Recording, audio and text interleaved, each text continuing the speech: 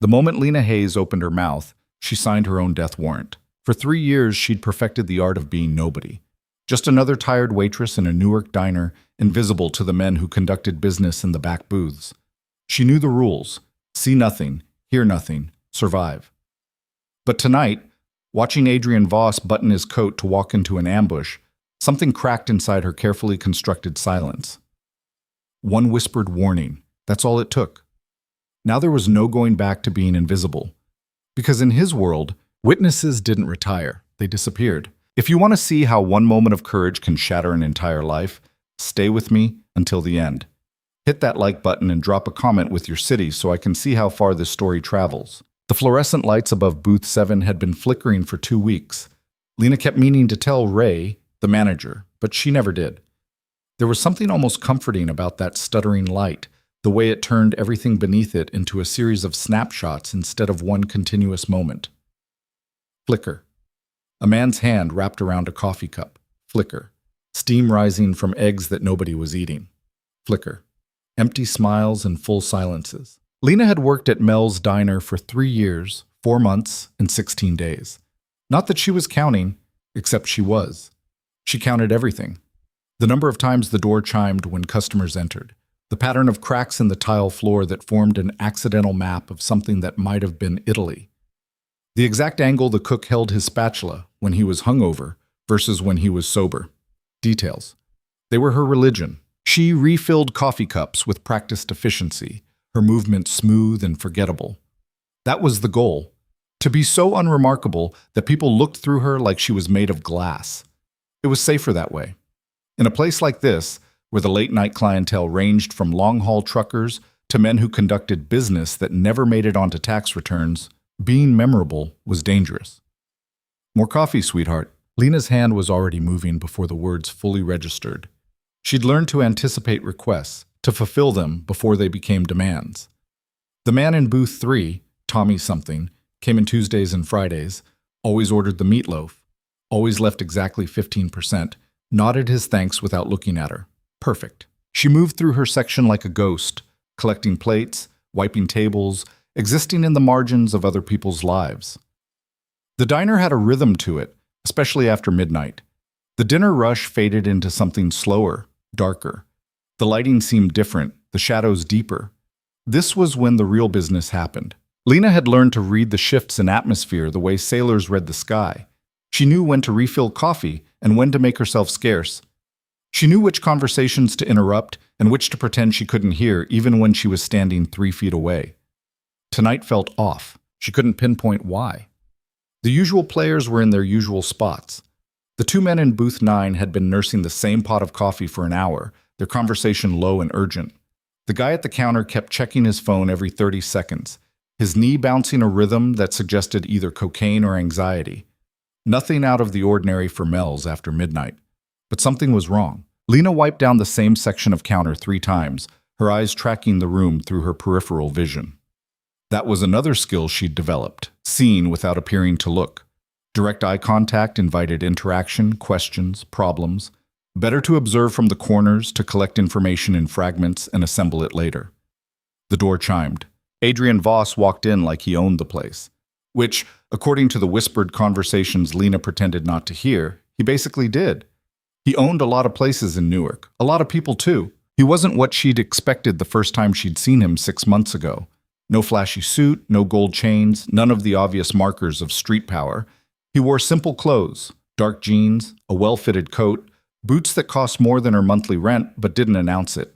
His face was the kind you'd pass on the street without a second glance, which she suspected was entirely intentional. But there was something in the way he moved, the way the room reorganized itself around his presence. Conversations didn't stop, but they shifted. Postures changed. The 2 men in booth 9 straightened almost imperceptibly. The nervous guy at the counter suddenly found something fascinating on his phone screen.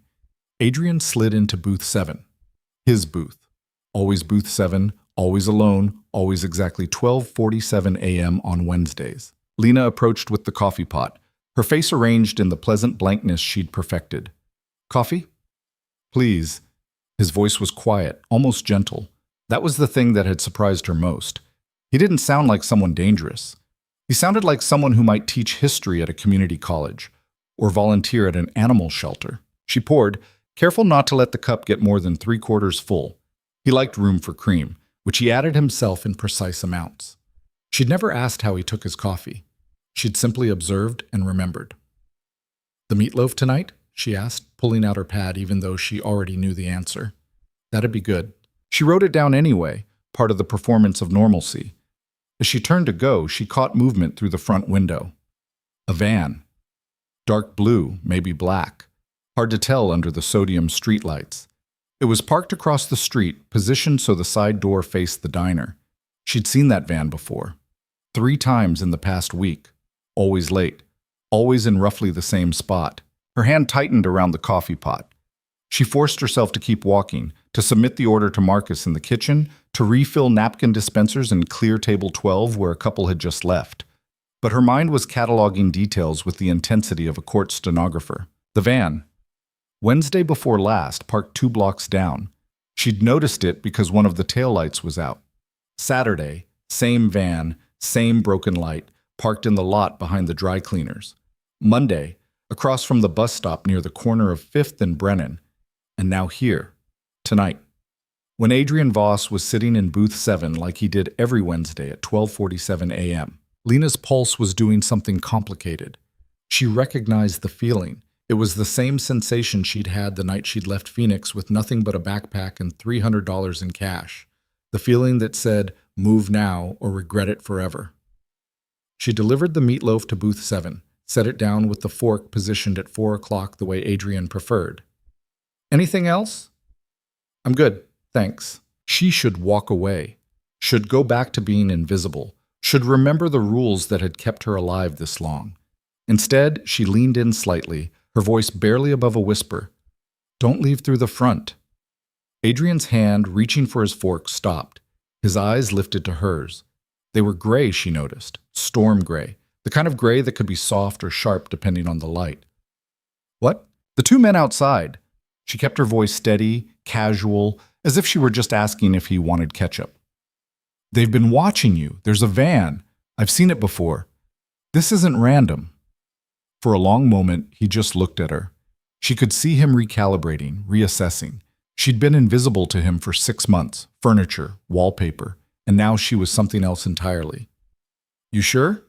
His voice had changed, still quiet, but with an edge that hadn't been there before. "I noticed things." It wasn't an answer, but it was all she could offer. Adrian's jaw tightened. He glanced toward the window. His movement so subtle she might have imagined it. Then he looked back at her, and she saw the calculation happening behind his eyes. Trust or dismiss. Believe or ignore. "What's your name?" "Lena." "Lena." He said it like he was testing the weight of it. "How long have you been watching me?" "I don't watch you. I watch everyone." Something that might have been respect flickered across his face. "The back door through the kitchen?" "Locks from the outside after 10, but there's a window in the office big enough to fit through." "You've thought about this." "I think about everything." Adrian pushed his plate aside, the meatloaf untouched. He pulled out his wallet, placed 2 50s on the table, 5 times what the meal cost. "Show me." Lena's breath caught. This was the moment. The fork in the road. She could still step back, claim she'd made a mistake, retreat into invisibility, but the van was still outside. And whatever was about to happen would happen whether she helped or not. "Follow me. Not too close. Look like you're heading to the bathroom." She walked toward the back, past the swinging kitchen door, past the bathroom with its flickering exit sign. The office was barely more than a closet, a desk drowning in paperwork, a filing cabinet that hadn't closed properly in years, and one grimy window that overlooked the alley. Adrian appeared in the doorway seconds later. Up close, she could see the tension in his shoulders, the way his hand stayed near his coat pocket. She wondered what he was carrying there. "The window sticks," she said, moving to it. "You have to lift and push at the same time." "You've used it before." It wasn't a question. She didn't answer. Instead, she demonstrated, lifting the frame until it gave with a grudging squeal. Cold November air rushed in, carrying the smell of trash and rain. Adrian moved to the window, peering out. "Where does this lead?" "Alley runs parallel to the main street. Left goes to Brennan Avenue, right to the parking garage." Both have exits that don't face the front. He turned to look at her, really look at her, like she was a puzzle he was trying to solve. Why are you helping me? I don't know. It was the truth. She'd broken her own rules, shattered the careful distance she'd maintained, and she genuinely didn't know why. Maybe she was tired of being invisible. Maybe she'd seen too many people walk into situations they didn't see coming. Maybe she was just tired. The men outside, Adrian said. Describe them. One tall, maybe 6'2", leather jacket, shaved head, scar above his right eye. The other shorter, stockier black hoodie keeps touching his waistband. She paused. I'd guess he's carrying right side, probably a 9mm based on the way he adjusts it. Adrian's eyebrows lifted.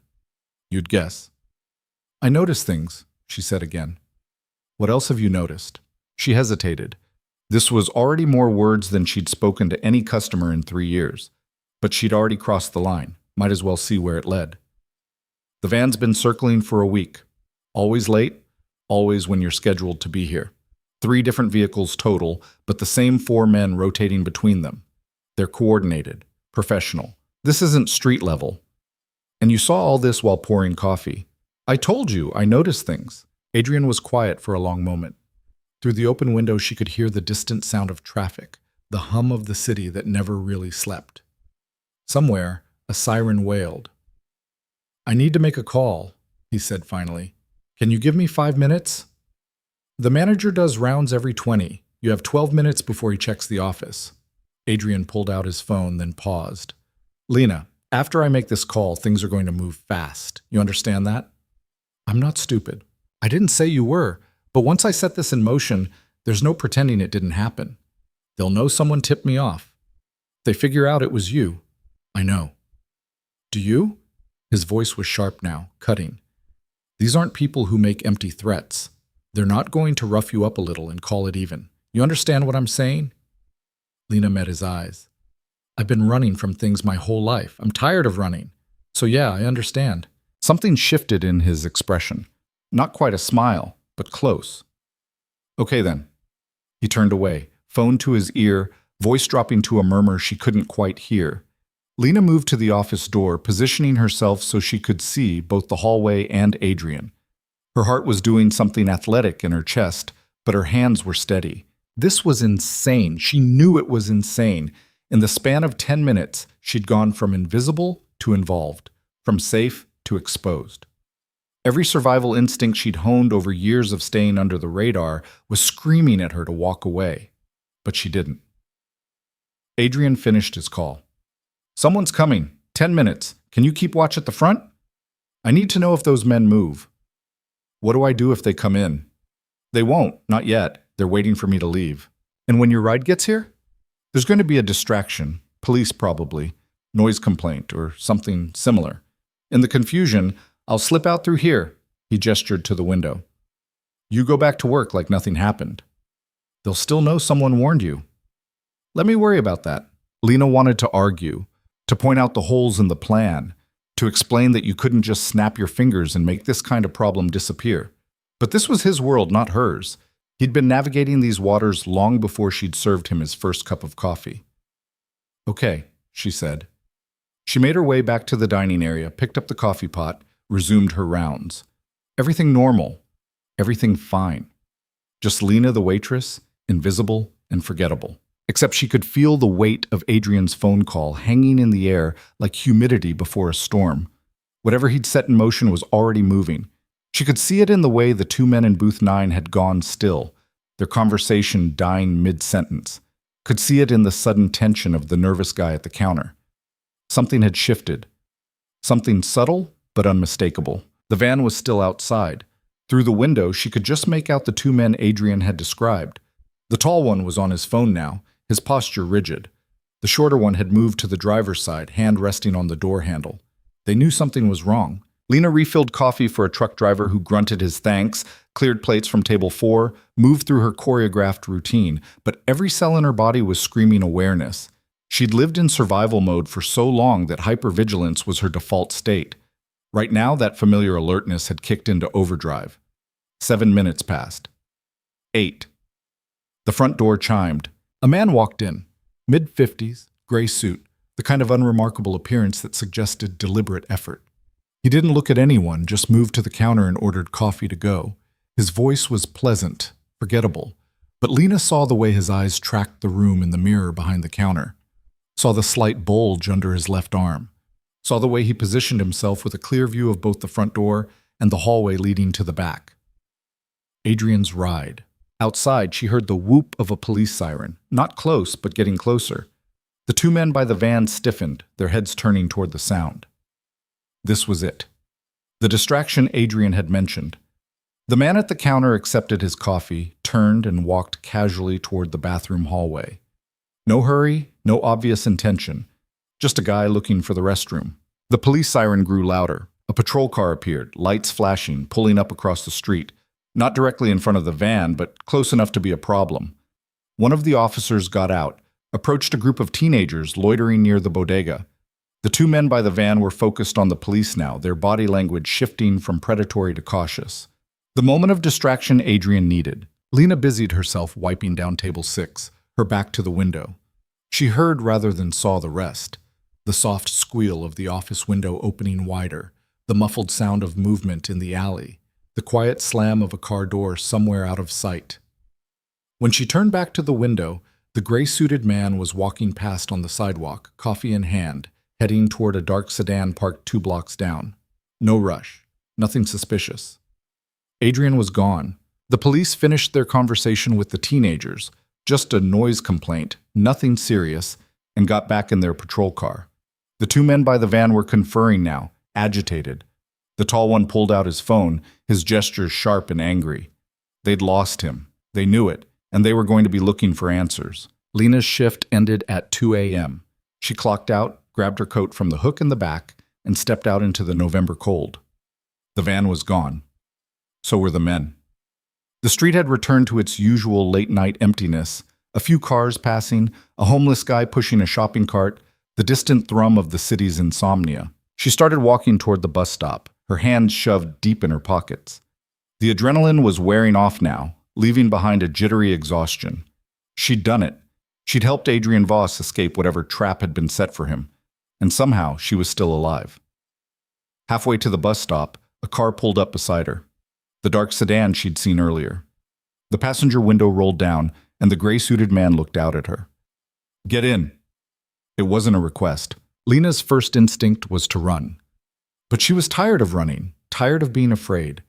And somewhere in the logical part of her brain, she knew that if they wanted to hurt her, they wouldn't have pulled up in a nice sedan with the passenger door politely open. She got in. Adrian was in the back seat. He looked the same as he had in the diner, calm, composed, like orchestrating escapes through office windows was just another Tuesday for him. "You okay?" he asked. "I'm in a car with people I don't know, driving to a place I don't recognize. I'm spectacular." A hint of a smile touched his lips. "Fair point. We're taking you somewhere safe, just to talk." "Talk about what?" "About why you helped me. About what you saw. About—" He paused, choosing his words carefully. "About whether you want to keep seeing things." "I don't understand." "You noticed the surveillance, tracked the pattern, made the connection. That's not luck, Lena. That's skill." He leaned forward slightly. "I'm not in the habit of trusting people, but you saved my life tonight. At minimum, I owe you an explanation. At maximum," he shrugged. "We'll see." The car pulled into an underground parking garage, descended 2 levels, and parked near a service elevator.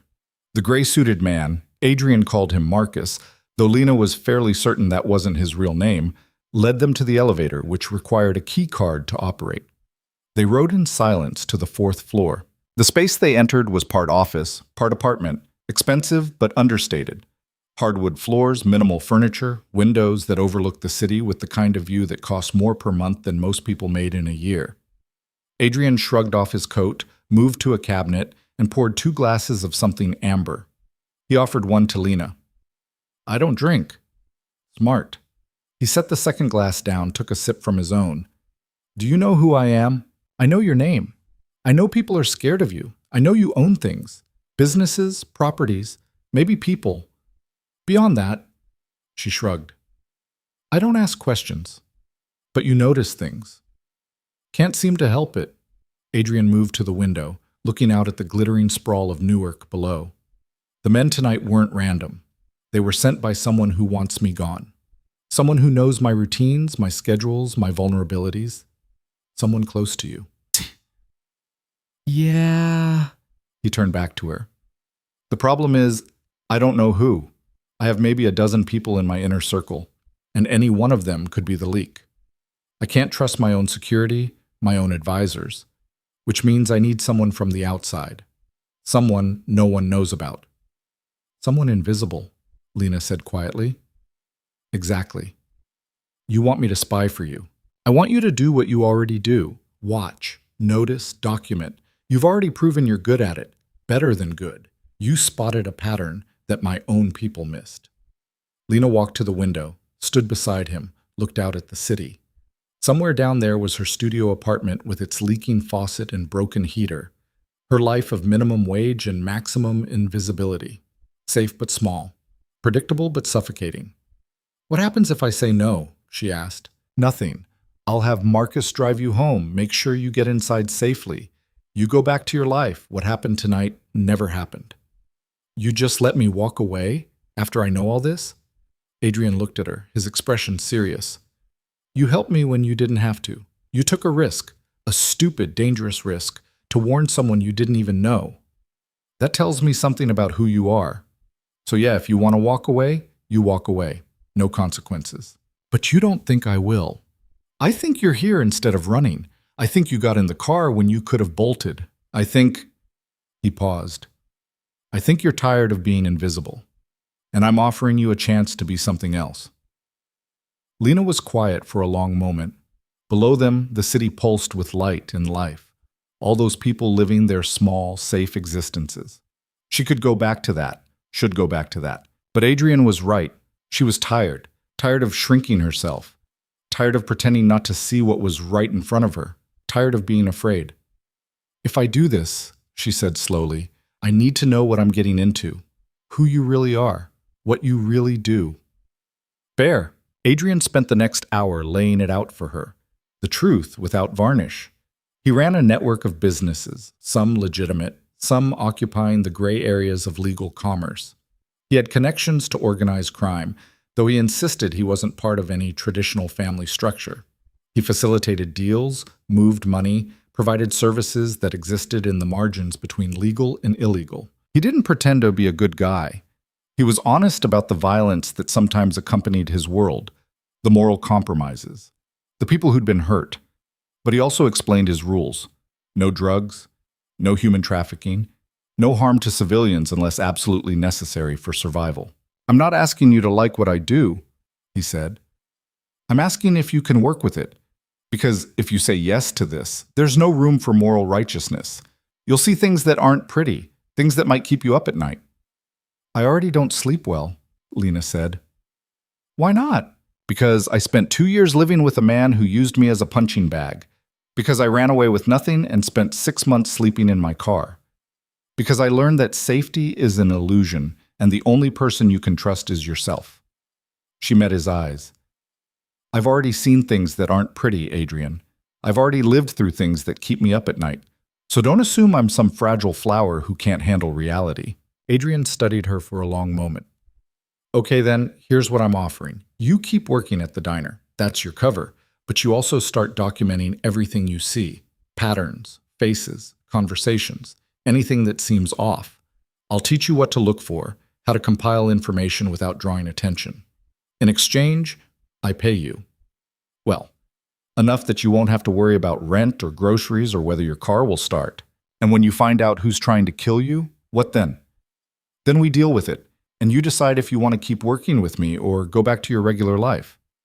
With all the things I'll know about you, about your business, like I said, Lena, you helped me tonight when you didn't have to. That bought you trust. Rare thing in my world. He extended his hand. So what do you say? Want to stop being invisible? Lena looked at his hand. This was the moment, last chance to retreat, to choose safety over significance. She reached out and shook his hand. His grip was firm, warm. Okay, she said. I'm in. Good. Adrian released her hand, moved to a desk in the corner, and pulled out a phone, new, still in the packaging. This is yours. Encrypted. Use it only to contact me or Marcus. Don't take personal calls on it. Don't use it for anything except our work." He handed it to her, along with a thick envelope. 5,000. First payment. There will be more when you deliver useful information. Lena stared at the envelope. She'd never held that much cash at once in her life. "I haven't done anything yet." "You saved my life. That's worth more than 5,000. But consider it an advance. Incentive to take this seriously." Marcus appeared in the doorway. "We should get her home. Sun's coming up in a few hours." The drive back to her apartment was quiet. Lena sat in the back seat, the encrypted phone and envelope of cash heavy in her bag, watching the city blur past. Everything felt surreal, like she'd stumbled into someone else's life by mistake. But when Marcus pulled up in front of her building, when she stepped out into the pre-dawn darkness, when she climbed the stairs to her fourth-floor walk-up and locked the door behind her, it all felt very, very real. She sat on her bed, the envelope in her hands, and tried to process what she'd just agreed to. She was going to spy on dangerous people for a man who lived outside the law. She was going to deliberately step into the kind of danger she'd spent years avoiding. She should be terrified. Instead, for the first time in 3 years, she felt alive. Lena pulled out the phone Adrian had given her, turned it on. One message was waiting. "Tomorrow night, same time. We start planning. Get some sleep." She set the phone aside, lay back on her bed, and stared at the ceiling. The first hints of dawn were creeping through her window, painting everything in shades of gray. Sleep seemed unlikely. But tomorrow night, tonight really, just hours away, she'd return to the diner. She'd pour coffee and clear plates and be invisible. Except now she'd be watching, really watching. And somewhere in the patterns of behavior, the fragments of conversation, the small inconsistencies most people missed, she'd find the truth. Someone wanted Adrian Voss dead. And Lena Hayes, the invisible waitress from Newark, was going to figure out who. She closed her eyes, her mind already cataloging details from the past week, rearranging them into new patterns. The van, the rotating vehicles, the 4 men, the coordination that suggested professional organization. This wasn't going to be easy. It was probably going to be dangerous. It might even get her killed. But she'd made her choice. She'd shaken his hand. She'd taken the money. And somewhere in the growing light of a Newark dawn, Lena Hayes smiled. Because invisible or not, she was done being a victim. Done being afraid. Done letting life happen to her while she poured coffee and counted floor tiles. Whatever came next, she was choosing it, actively, deliberately. And that made all the difference. Lena managed 3 hours of sleep before her alarm dragged her back to consciousness. Her body felt like it had been wrung out and hung up to dry, but her mind was electric. She stood under the lukewarm spray of her shower. The building's hot water had been sketchy for months, and tried to organize her thoughts into something coherent. She'd agreed to spy on dangerous people. For money. For a man she barely knew. The rational part of her brain was screaming that this was insane. The other part, the part that had been slowly suffocating under 3 years of invisibility, was whispering that insane might be exactly what she needed. By the time she got to the diner at 4 p.m. for the evening shift, she'd made a decision. She was going to treat this like any other job. Methodical, professional, no dramatics, no second-guessing. She'd watch, document, report. Simple. Except nothing about this was simple. Ray was already behind the counter when she arrived, his usual scowl firmly in place. He was 60-something, perpetually irritated, and ran the diner like a military operation. Lena had learned early on that the key to surviving Ray was to be competent and quiet. "You look like hell," he said by way of greeting. "Didn't sleep well." "Join the club." He gestured toward her section. "Table 4's been waiting 10 minutes. Get moving." Lena tied on her apron and grabbed the coffee pot. The dinner rush was just starting. Families, couples, the early bird seniors who came in for the discounted meatloaf special. Normal people living normal lives, completely unaware that the tired waitress refilling their water glasses had spent the previous night helping a crime boss escape an assassination attempt. The absurdity of it hit her suddenly, and she had to bite back something that was half laugh, half hysteria. "You okay?" The question came from Jenny, the other evening waitress. She was 22, perpetually cheerful, and treated the diner like a temporary stop on her way to something better. Lena had never had the heart to tell her that temporary had a way of becoming permanent. "Fine. Just tired." "You're always tired." Jenny grabbed a handful of menus. You should try those vitamin things my roommate sells. She says they'll change your life. I'll pass. The evening shift crawled by with excruciating slowness. Lena went through the motions, orders, refills, small talk with customers who didn't really see her, but her mind was elsewhere, cataloging details she'd never paid attention to before. The two men in booth 9 weren't there tonight. That was unusual. They'd been regulars for months, always Wednesday nights, always the same booth. Their absence felt significant, though she couldn't articulate why. The nervous guy at the counter was back, though. Same bouncing knee, same constant phone checking. Lena refilled his coffee and tried to get a look at his screen. Couldn't see much, just a glimpse of what might have been a messaging app. By 11 p.m., the dinner crowd had thinned to the usual late-night stragglers. Lena was wiping down table 6 when the encrypted phone buzzed in her pocket. She glanced around. Ray was in the office, Jenny was on break, and slipped into the bathroom to check it. Start keeping a log.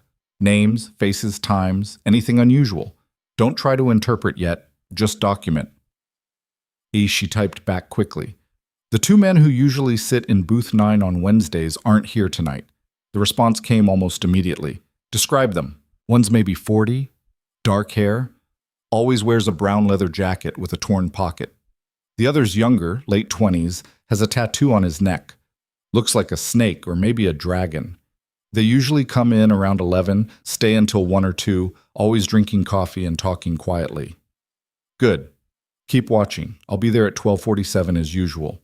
Don't acknowledge me. Lena slipped the phone back in her pocket and returned to the floor. Jenny was back from break, complaining about her boyfriend who never texted back fast enough. Lena made sympathetic noises while her mind spun through possibilities. The missing men meant something, but what? Had they been part of the surveillance team, or were they just regular customers who happened to skip a week? She needed more information, needed to understand the baseline before she could spot the anomalies. The diner door chimed.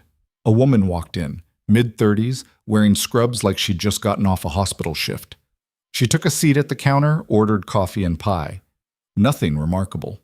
Lena served her and moved on. But 5 minutes later, the same woman pulled out her phone and made a call. Her voice was low, but Lena's hearing was sharp from years of eavesdropping on conversations she wasn't supposed to hear. At the diner now? Yeah, he's not here yet. The regular time, I think. No, just me. She said to keep it subtle. Lena's pulse kicked up. She moved to refill napkin dispensers, positioning herself within earshot. I know, but if he doesn't show, we need a backup plan. Marcus is getting nervous.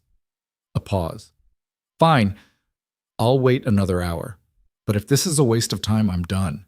I didn't sign up for... She lowered her voice even further. We'll talk about it later. I have to go. Lena's hands were shaking slightly as she set down the napkin dispenser. The woman in scrubs was watching someone, waiting for someone. And she'd mentioned Marcus. Was it the same Marcus who worked for Adrian, or a different Marcus entirely? Common enough name, but the coincidence felt wrong, too convenient. Lena pulled out her phone, pretended to check a text, and snapped a quick photo of the woman. The angle was bad, mostly profile, slightly blurry, but it was something. By the time Adrian walked in at 12:47, Lena had compiled a mental list of observations that made her stomach tight with anxiety. The woman in scrubs was still there, her attention sharpening the moment Adrian appeared. 2 new customers had arrived 20 minutes ago, men in their 30s sitting separately but both with clear sightlines to booth 7. And outside, parked in the same spot the van had occupied last night, was a dark sedan with tinted windows. This wasn't over. Whatever Adrian had escaped last night was still in motion.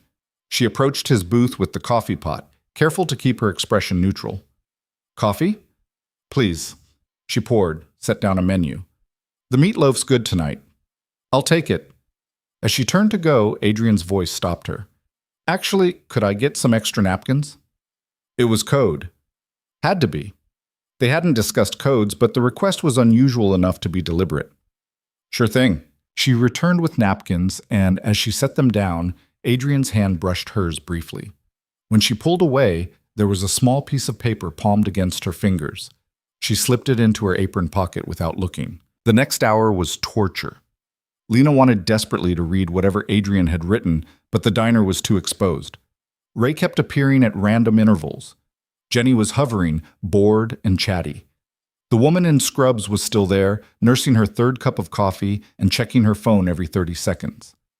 Finally, at 1:30 a.m., Lena took her break. She locked herself in the bathroom stall and unfolded the note. Woman at counter is Diane Foster. Works for Marcus Hale, my attorney. She shouldn't be here. The two men who came in at 12:30, one in the blue shirt, one in gray, are watching me. Don't know them. This is escalating. I need you to follow Diane when she leaves. See where she goes. Take photos if you can. Be careful. Lena read it twice, then tore the paper into tiny pieces and flushed them. Her heart was doing something complicated against her ribs. Follow someone. At 2 in the morning. Through Newark. This was so far beyond pouring coffee she couldn't even see the boundary anymore. But she'd agreed to this. Taken the money. Made the choice.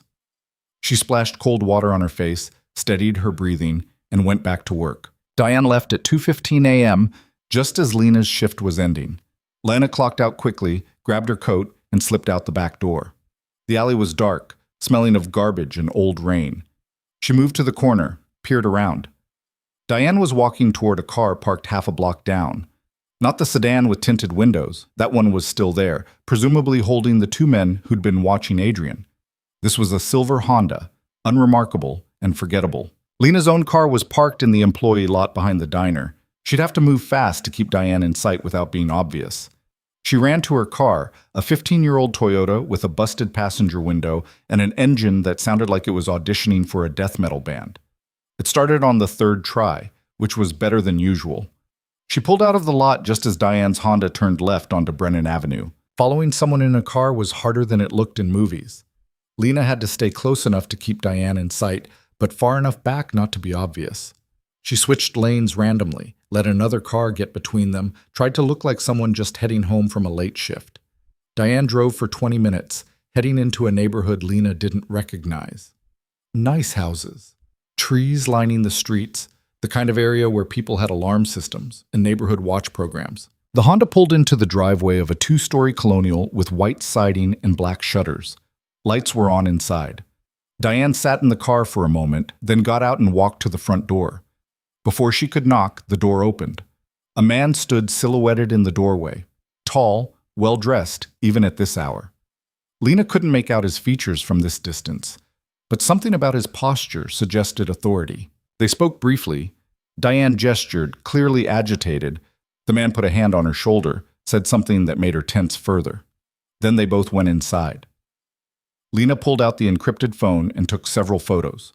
The house, the address number visible on the mailbox, the Honda's license plate, the general area. She was trying to get a better angle when the front door opened again. Both Diane and the man stepped out onto the porch, and in the light spilling from inside, Lena finally got a clear look at his face. Her breath caught. She knew him, not personally, but she'd seen him before. Multiple times, actually. He came into the diner sometimes, always during Adrian's usual Wednesday visits. Always sat in a different section, never interacted directly, but he was there, watching. And Adrian had mentioned him by name earlier. Marcus Hale, the attorney. Lena took more photos, her hands steadier now, despite the adrenaline flooding her system. This was it.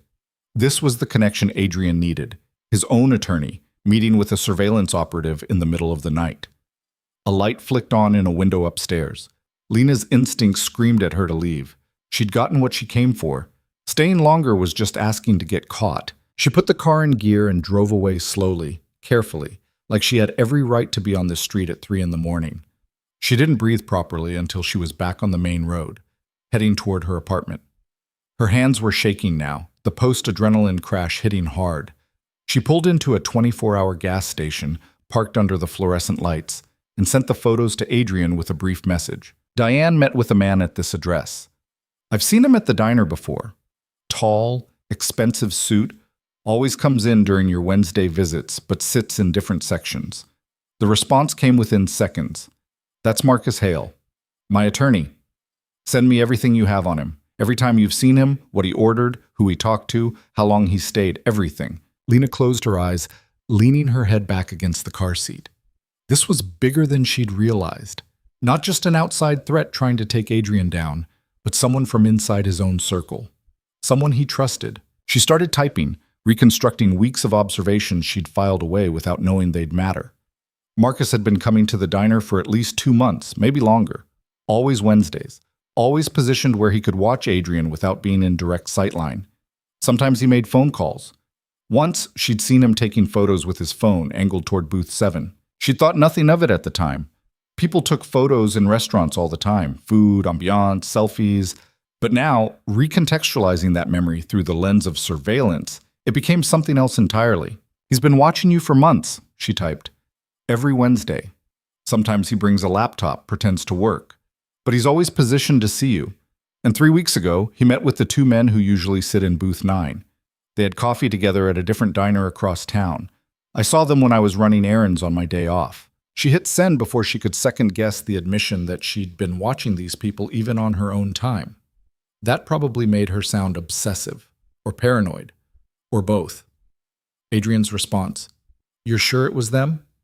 "Positive. The older one has a very specific way of drinking coffee.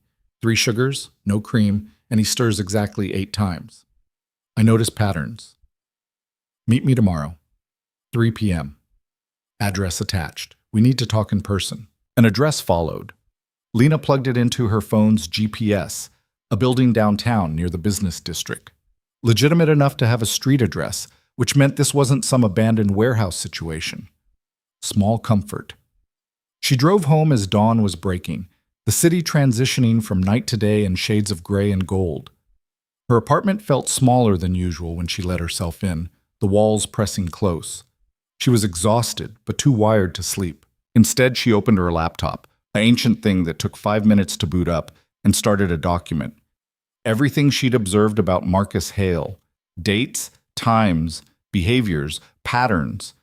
Then she expanded it to include Diane Foster, the 2 missing men from booth 9, the woman in scrubs, everyone who'd registered as even slightly off in the past few months. By the time she finally collapsed into bed at 9 a.m., she had 17 pages of single-spaced observations. Probably half of it was useless, but somewhere in that mass of detail was the truth. She slept hard and dreamless for 4 hours, woke up to her phone buzzing. A text from Ray. "Jenny called in sick. Need you for the lunch shift. Get here by 11. Lena groaned. She was supposed to meet Adrian at 3. Working until 3 would be cutting it close, especially if the lunch rush ran long. She texted back, "I have an appointment at 3. Can't stay past 2:30. The response was predictably curt. "Fine. But you're working a double tomorrow." She dragged herself through a shower and 2 cups of instant coffee that tasted like regret. By the time she got to the diner at 11, she felt marginally human. The lunch shift was chaos. A tour bus had broken down nearby, flooding the diner with 50 unexpected customers who all wanted different modifications to their orders. Lena moved on autopilot, her mind still processing everything she'd learned in the past 24 hours. Marcus Hale was the leak, Adrian's own attorney. How long had he been planning this? And why? What did he stand to gain from taking Adrian down? Earth to Lena. Jenny had appeared beside her, looking concerned. "You okay?" "You're spacing out." "I'm fine, just tired." "You're always tired," Jenny said again. "Seriously, you should see a doctor or something. This isn't normal." Normal. Lena almost laughed. She couldn't even remember what normal felt like anymore. By 2:30, she'd managed to clear her section and clock out. Ray was busy arguing with a supplier on the phone and barely acknowledged her leaving. She drove to the address Adrian had sent, her nerves ratcheting tighter with each block. The building was a mid-rise office complex, the kind that housed accountants and insurance brokers and small law firms. Respectable. Anonymous. She parked in the visitor lot and checked her phone. Adrian had sent additional instructions. Floor 8, Suite 804. The door will be open. The elevator was slow and creaky. Lena watched the numbers climb, her reflection fragmented in the brushed steel doors. She looked as tired as she felt, dark circles under her eyes, hair pulled back in a hasty ponytail, the perpetual tension in her shoulders that came from years of expecting the worst. Suite 804 was at the end of a quiet hallway. The door was indeed unlocked. Lena pushed it open and found herself in what looked like a small conference room, table, chairs, whiteboard on one wall. Adrian was there, along with Marcus, the gray-suited man from the other night. "Thanks for coming," Adrian said. "Have a seat." Lena sat, acutely aware of how out of place she felt in her diner uniform. These men wore clothes that cost more than her monthly rent. They moved through the world with the confidence of people who'd never had to worry about things like grocery money or whether their car would start. I read your notes, Adrian continued, all 17 pages. Sorry if it was too much. I wasn't sure what would be relevant. Don't apologize, it's exactly what I needed. He pulled out a laptop, turned it to face her. On the screen was a spreadsheet, her observations organized into categories, cross-referenced, highlighted in different colors. Marcus has been planning this for at least 3 months, probably longer. Marcus Hale, Lena clarified. Your attorney. Yeah. Adrian's jaw tightened. I've known him for 8 years. He's handled everything for me. Contracts, property transfers, legal issues. I trusted him completely. People we trust are usually the ones who hurt us worst, Lena said quietly. Adrian looked at her, something shifting in his expression. Yeah, they are. Marcus, the gray-suited Marcus, not the treacherous attorney, spoke up. The question is what he's planning. We know he's been watching you, coordinating with outside parties, setting something up, but we don't know the endgame. He wants me gone, Adrian said. That much is obvious. But does he want me dead, arrested, or just discredited enough that I lose my position? The method matters.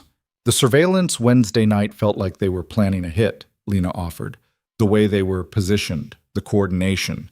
That wasn't an arrest setup. But the hit didn't happen, gray-suited Marcus pointed out. Thanks to your warning, Adrian left before they could make a move. So now they know someone tipped him off, which means they'll adjust strategy. They're already adjusting, Lena said. Diane Foster was at the diner tonight watching, and the 2 men in booth 9 who are usually there every Wednesday weren't there. That could mean they've been pulled off surveillance, or it could mean they're being repositioned for something else. Adrian leaned back in his chair, his expression thoughtful. You said you saw Marcus Hale meeting with those 2 men 3 weeks ago. Different diner, your day off. You want to walk me through that? Lena took a breath, reconstructing the memory. It was a Tuesday. I usually do groceries on Tuesday afternoons. There's a store near the diner on 5th Street, and sometimes I stop for coffee at the place next door. I was sitting by the window when I saw them come in together, Marcus Hale and the 2 men from booth 9.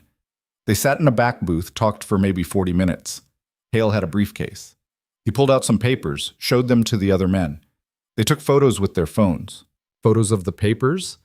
Yeah, then Hale put everything back in his briefcase. They all left separately. Hale first, then the younger guy with the neck tattoo, then the older one in the leather jacket.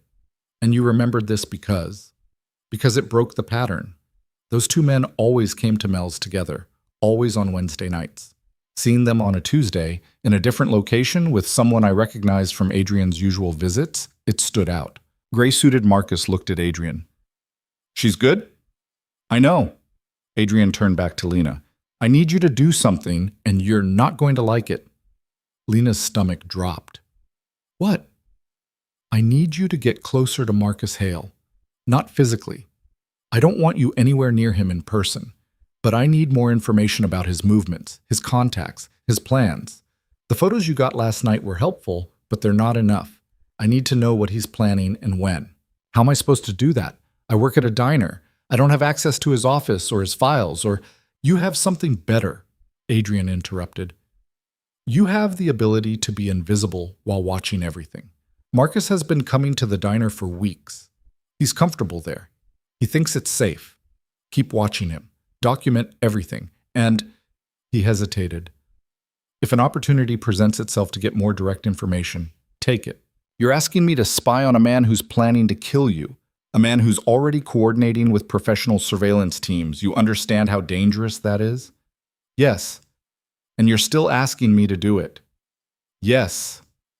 Lena looked at both men, Adrian with his calm intensity, gray-suited Marcus with his careful neutrality. They were asking her to risk her life. Again.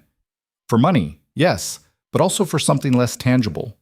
Trust, purpose, the feeling that she mattered. If I do this, she said slowly, I need more information about Marcus Hale, about his connections, about what he might be planning. I can't watch for patterns if I don't know what patterns to look for. Adrian nodded. Fair. He spent the next 30 minutes laying out everything he knew about Marcus Hale, his background as a corporate attorney who'd transitioned into representing clients in gray area businesses, his connections to several criminal organizations, his reputation for being both brilliant and ruthless. He'd been Adrian's attorney for 8 years, had handled millions of dollars in transactions, knew intimate details about Adrian's operations. If he wanted to destroy me, Adrian said, he has the information to do it. Financial records, client lists, details about deals that would interest federal prosecutors. The question is why he'd want to. And why now? Maybe he's been offered something better, Lena suggested. Or maybe someone's threatening him and this is his way out. Either way, we need to know.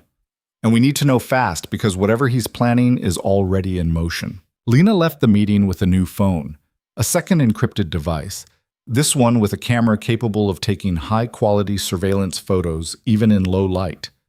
Adrian had also given her a list of questions to keep in mind while watching Marcus. Who does he meet with? How long do meetings last? Does he seem stressed or confident? Does his routine change? It felt like being handed a loaded gun and told to figure out which end was dangerous. She went home, changed into clothes that didn't smell like French fries and coffee, and tried to decompress. But her mind wouldn't stop spinning. She kept replaying the conversation, analyzing Adrian's tone, wondering if she was being manipulated or if this was genuine trust. The encrypted phone buzzed. Message from Adrian. Thank you for doing this. I know it's a lot to ask, but I meant what I said. You're good at this. Trust your instincts. She stared at the message for a long time before responding. My instincts got me into an abusive relationship and left me sleeping in my car for 6 months. Not sure they're that reliable. His response came quickly. Those instincts also got you out, got you to safety, got you to a place where you could rebuild. And they told you to warn me Wednesday night when you could have just minded your own business. Trust them. Lena set the phone down, her throat tight. She wasn't used to people seeing her clearly, not the surface version she presented to the world, but the complicated reality underneath. That night's shift at the diner felt different. Lena moved through her usual routine, but now every detail mattered. Marcus Hale came in at 11:30, sat in his usual spot, table 8, which had a clear view of booth 7. Adrian wasn't there. He told her he was varying his schedule to make himself a harder target. Marcus ordered coffee and a sandwich he barely touched. He worked on his laptop for an hour, occasionally making phone calls. Lena refilled his coffee 3 times, each time getting a little closer, trying to catch glimpses of his screen. On the 3rd refill, she managed to see part of an email. Just a fragment, but enough. Documents ready for transfer. Friday delivery confirmed. Once signature is obtained. Friday. 2 days away. Marcus left at 1 a.m., leaving a generous tip that felt like mockery. Lena immediately texted Adrian the information. He's planning something for Friday. Documents, transfer, signature. That mean anything to you? Yeah. It means he's trying to move my assets before taking me out. If I'm dead and he has power of attorney, he can transfer everything to shell companies before anyone realizes what's happened. Can you stop him? Not without proof that he's acting against my interests. Right now it's just suspicion. I need evidence. How do I get that? Keep watching. Something will break. It always does. But waiting for something to break felt like standing on train tracks and hoping the oncoming locomotive would somehow miss. Lena knew they were running out of time. Friday was close. Too close. She spent her breaks over the next 2 days compiling everything she could observe about Marcus Hale. He came to the diner both Thursday and Friday, both times working on his laptop, both times making multiple phone calls. On Friday, he seemed agitated, checking his watch frequently, his leg bouncing under the table. Something was happening. Soon. At 11:47 p.m., Marcus received a call that made his entire posture change. He listened intently, said only "understood" and "I'll be there," then closed his laptop and left in a hurry. Lena didn't think. She just moved.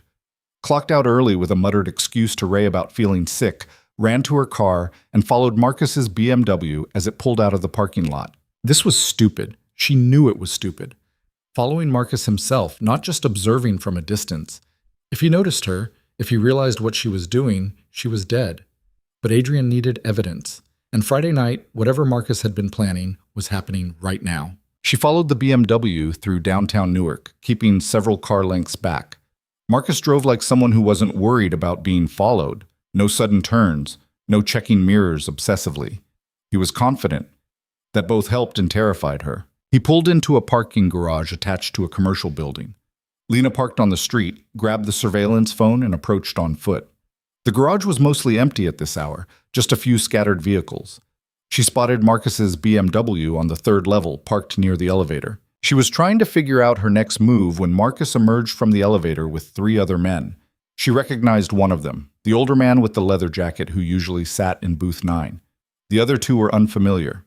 They were carrying boxes, file boxes, the kind used for document storage. Lena raised the phone and started taking photos.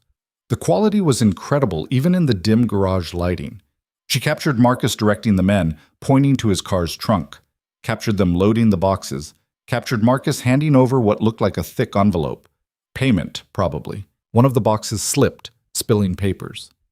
In the scramble to pick them up, Lena managed to zoom in on several documents. She couldn't read most of it from this distance, but she could see Adrian's signature on multiple pages. Forged documents. Had to be. Marcus was creating a paper trail that would give him legal control over Adrian's assets. And with Adrian out of the picture, dead or imprisoned or discredited, Marcus would have free rein. She kept photographing until Marcus and the men finished loading the boxes and drove away in separate vehicles. Then she ran back to her car, her hands shaking so badly she could barely get the key in the ignition. She sent everything to Adrian, every photo, every detail of what she'd witnessed. His response was a single word: perfect. Lena drove home through empty streets, her heart still racing. She'd done it. She'd gotten the evidence Adrian needed. Proof of forgery, proof of conspiracy, proof of betrayal. Now came the hard part: figuring out what to do with it. Lena didn't go home. The adrenaline was still screaming through her system, making her hands shake and her thoughts race too fast to catch.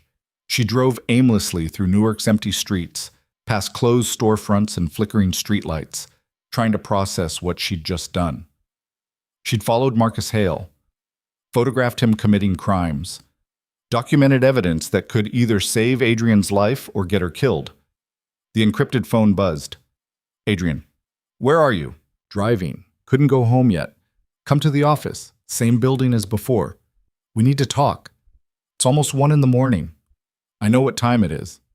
Come anyway. She drove to the building downtown, parked in the empty lot. The lobby was locked, but Adrian was waiting inside.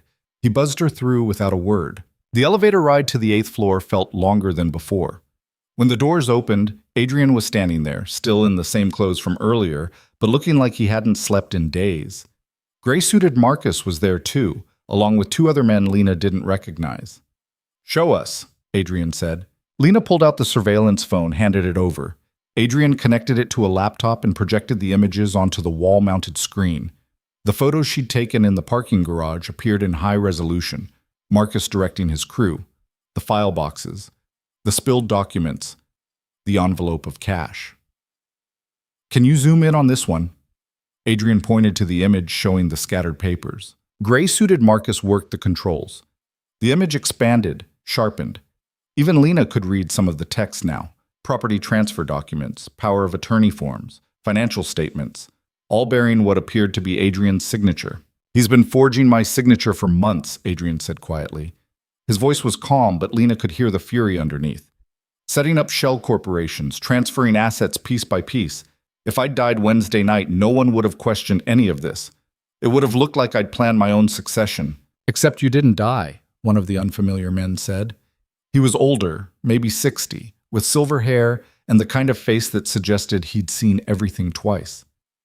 So now Marcus has a problem. He's got all these documents ready to go, but the signature they need to verify against is still attached to a living person who can dispute them, which means he needs to accelerate, gray-suited Marcus added. Either kill Adrian before anyone looks too closely at the paperwork, or discredit him so thoroughly that his claims of forgery won't be believed. Adrian turned to Lena. You took a huge risk tonight, following him directly, getting that close. If he'd seen you, I know. She cut him off. But you needed proof. Surveillance from a distance wasn't going to cut it anymore. Still, you could have been killed. I could have been killed Wednesday night when I warned you. I could have been killed Thursday when I followed Diane Foster. At this point, I'm already in too deep to worry about could have been. She met his eyes. So, what do we do with this? Go to the police? The silver-haired man laughed, but there was no humor in it. The police? Half of Marcus's shell corporations are probably fronts that some cops are invested in. We go to the authorities with this, it'll disappear into bureaucracy before we can blink. Then what? Lena asked. We have evidence of forgery, conspiracy, probably attempted murder. What good is it if we can't use it? Adrian was quiet for a moment, studying the images on the screen. We don't need the police. We need Marcus to know we have this. We need him to understand that his plan is blown and his options are limited. You want to confront him? Lena's voice went up slightly. That seems like a good way to get everyone in this room killed. Not confront, inform. There's a difference. Adrian pulled out his phone, typed something, showed it to gray-suited Marcus. Send him this. From an untraceable number, just the photos and one line, we know everything. That's it? Lena said. That's your plan? Send him threatening texts? It's not a threat. It's information. Marcus is smart. He'll understand what it means. He'll know his forgeries are documented, his crew is photographed, his whole operation is exposed, and he'll have to decide whether to cut his losses or double down. And if he doubles down, if he decides the only way forward is to kill everyone who knows, Adrian looked at her. Then we'll be ready. That wasn't reassuring. Lena wanted to argue, to point out the 1,000 ways this could go catastrophically wrong. But she was exhausted, her body finally catching up to the past 72 hours of fear and adrenaline. She slumped into one of the conference room chairs. I need to know something, she said. Why me? You have people, resources, connections. Why pull a waitress into this instead of using professionals? Because professionals are known quantities, the silver-haired man said. They have reputations, histories, patterns. Marcus knows all the players in Adrian's world. He'd spot a professional investigator immediately. But you, he gestured at her. You're nobody. No offense. None taken. You're invisible, Adrian added. That's your superpower. You've been watching my world for months without anyone noticing. Even I didn't see you until you chose to be seen. That's rare. Valuable. So I'm useful because I'm forgettable. You're useful because you're smart enough to observe without being observed. There's a difference. Adrian sat down across from her. The photos you got tonight, a professional investigator might have gotten the same shots, but they wouldn't have noticed the pattern that led you to Marcus in the first place. They wouldn't have remembered seeing him 3 weeks ago at a different diner with 2 specific men. They wouldn't have cataloged months of small details that seemed meaningless until they suddenly weren't. Ma Petchien. Lena wanted to feel flattered. Instead, she just felt tired. What happens now? Now we wait for Marcus to respond. He'll either contact me directly to negotiate, or he'll make a move. Either way, we need to be ready. And what do you need me to do? Keep your head down. Don't go to work for the next few days. Call in sick. Stay somewhere Marcus wouldn't think to look for you. We have a safe location you can use. I can't just disappear. Ray will fire me. I need that job. I'll pay you 10 times what you make at the diner. More if necessary. But you can't be at Mel's right now. It's too exposed. Marcus knows you work there. If he connects you to the surveillance, he'll kill me. Lena finished the sentence. Yeah, I got that part. Gray-suited Marcus had sent the message. He showed his phone to Adrian, who nodded. It's done. Now we wait. The safe location turned out to be a furnished apartment in a secured building across town. It was nicer than anywhere Lena had ever lived. Actual heat, hot water that worked, windows that didn't let in drafts. There was food in the fridge, clean towels in the bathroom, a bed with sheets that smelled like fabric softener. It felt like a cage wrapped in luxury. Lena tried to sleep but couldn't. She paced the apartment, checked the encrypted phone every 5 minutes, jumped at every sound from the hallway. Being invisible had always meant being in control of her own safety. Now she was dependent on Adrian's security, Adrian's planning, Adrian's ability to outmaneuver a man who'd been setting up this betrayal for months. The phone buzzed at 4 a.m. Message from Adrian. Marcus responded. Wants to meet. Tomorrow night. Where? Neutral location. He suggested the warehouse district near the port. I countered with a public restaurant. He agreed. That seems too easy. I know, that's why I'm not going alone, and why you need to stay exactly where you are. What's he planning? Probably an ambush. But he doesn't know we're expecting it. That gives us an advantage. Lena stared at the message. This felt wrong. All of it. Marcus wouldn't just agree to meet in a public place unless he had something planned. Some way to turn the situation to his advantage. She typed, "Don't go. It's a trap. Of course it's a trap. But it's also an opportunity." Marcus is panicking. Panicked people make mistakes. They also make desperate moves, like killing everyone at a restaurant. Trust me, I've been doing this a long time. That was supposed to be comforting. It wasn't. Lena spent Saturday pacing the apartment, eating food she couldn't taste, watching the clock crawl toward evening. Adrian had told her the meeting was scheduled for 8 p.m. at an Italian restaurant in downtown Newark. Public, busy, lots of witnesses. Theoretically safe, but theory and reality were different countries. At 7:45, she couldn't stand it anymore. She grabbed the surveillance phone, left the apartment, and drove toward downtown. She told herself she was just going to observe from a distance, make sure nothing went catastrophically wrong. She wouldn't interfere, wouldn't get involved. She was lying to herself, and she knew it. The restaurant was called Marcello's, a mid-range place with checked tablecloths and Sinatra playing too loud.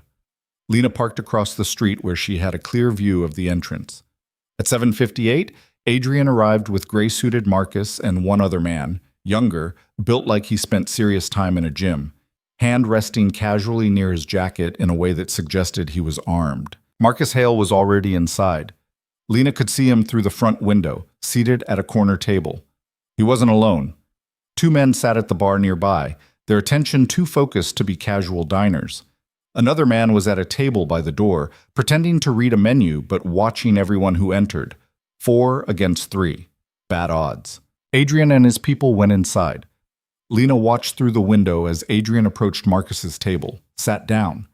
From this distance, she couldn't hear the conversation, but she could read body language. Marcus was tense, his shoulders rigid. Adrian looked relaxed, almost casual. The contrast was deliberate, a power play. They talked for maybe 5 minutes. Then Marcus pulled out his phone, showed Adrian something on the screen. Adrian's expression didn't change, but something in his posture shifted. He said something to gray-suited Marcus, who immediately stood and moved toward the door. That's when Lena saw the van. It was pulling up to the restaurant's side entrance, dark blue, same broken taillight she'd noticed weeks ago. The side door slid open and 4 men got out, moving with military precision toward the restaurant. Lena's heart stopped. This was it. The ambush. Marcus had been stalling, keeping Adrian busy while his crew got into position. She grabbed her phone, started to call Adrian, then stopped. He'd told her to stay away, told her to trust him. But watching armed men surround a building where Adrian was sitting felt like watching someone walk into a burning house. The men entered through the side door. Lena lost sight of them for 30 seconds that felt like 30 hours. Then she saw movement inside the restaurant, people standing, shouting. One of the men at the bar pulled a gun. Someone screamed. Lena was out of her car before she could think. She ran across the street, her mind racing through scenarios. Call the police. Find another entrance. Do something, anything to interrupt whatever was happening. But before she reached the restaurant, the front door burst open. Adrian came out first, followed by gray-suited Marcus and the gym-built bodyguard. They moved fast, heading for their car. Behind them, Marcus Hale was shouting something, his face red with fury. "You can't prove anything. Those photos don't mean—" "I don't need to prove it to a court," Adrian said, his voice carrying across the street. "I just need your partners to see them. See how sloppy you've been, how exposed you've made everyone." He got into his car. The others followed. They drove away before Marcus's crew could regroup. Lena stood on the sidewalk, breathing hard, trying to process what had just happened. Adrian had turned the trap around somehow, used Marcus's own ambush against him. Her phone buzzed. "Adrian, I told you to stay at the apartment. I was worried. I noticed. Get back there now. This isn't over." She drove back to the safe apartment, her hands shaking on the wheel. When she got inside, Adrian was already there, sitting on the couch with his laptop open. "You followed me," she said. "Of course I did. You're predictable when you're worried." He didn't look up from the screen. "But I appreciate the concern. What happened in there? I saw the van, saw the men. Marcus thought he had us cornered. What he didn't know is that we'd contacted his partners before the meeting, sent them the same photos we sent him. along with some additional documentation about how his sloppiness was putting everyone at risk. Adrian finally looked up. Marcus isn't working alone. He's part of a larger organization. When that organization sees how compromised he is, how much evidence exists against him, they'll cut him loose to protect themselves. So you're using his own people against him. I'm giving them accurate information and letting them make their own decisions.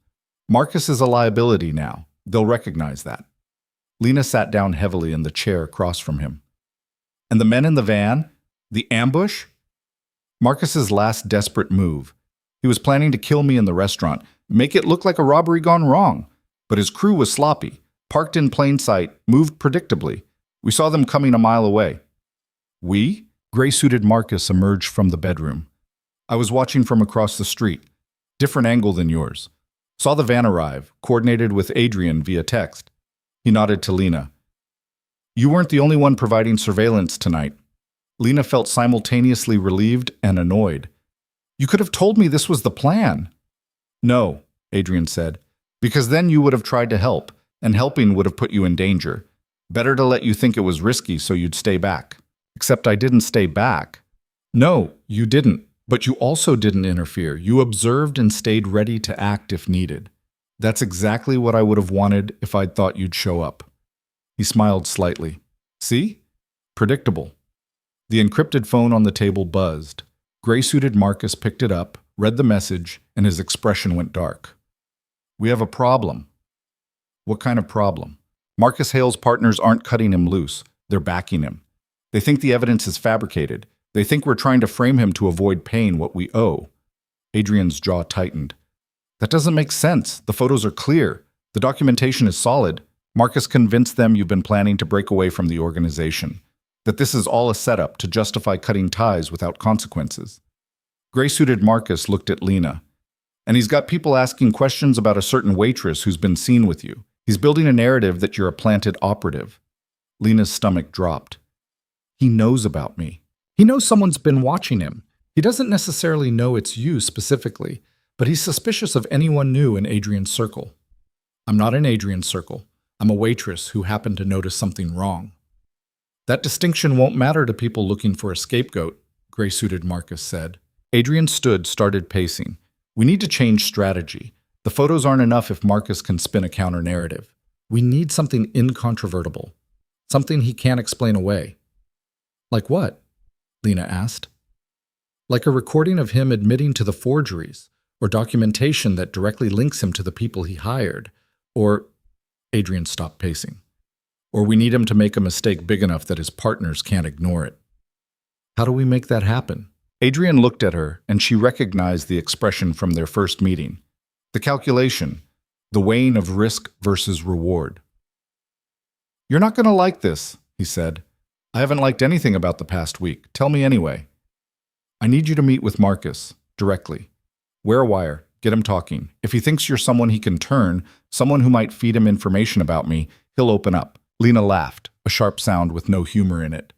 You want me to walk into a room with a man who's trying to kill you and convince him I'm on his side, while wearing a wire. That's your plan. It's the fastest way to get what we need. It's also the fastest way to get me killed. I'll have people outside, close enough to intervene if things go wrong. If things go wrong, I'll be dead before they can get through the door. Adrian didn't deny it. You're right, it's dangerous. Probably the most dangerous thing I could ask you to do. And if you say no, I'll understand. We'll find another way. Lena stood, walked to the window. Outside, Newark sprawled in the darkness, millions of lights marking millions of lives. Somewhere out there, Marcus Hale was planning his next move. Somewhere out there, people who wanted Adrian dead were regrouping. And here she was, a waitress from a diner being asked to walk into the mouth of something that could swallow her whole. If I do this, she said slowly, I need to know you'll actually be able to help if it goes bad. Not just promises. Actual capabilities. Fair. Adrian pulled out his phone, made a call. Vincent, I need a demonstration. He listened for a moment. Yeah, now, the safe apartment on 7th. He hung up. 5 minutes. 4 minutes later, there was a knock on the door. Gray-suited Marcus checked the peephole, let in a man Lena had never seen before. He was medium height, Unremarkable features, the kind of person you'd forget 30 seconds after meeting. "This is Vincent," Adrian said. "He handles security. Vincent, show her what we can do." Vincent pulled out a tablet, tapped a few commands. A map appeared showing the building they were in.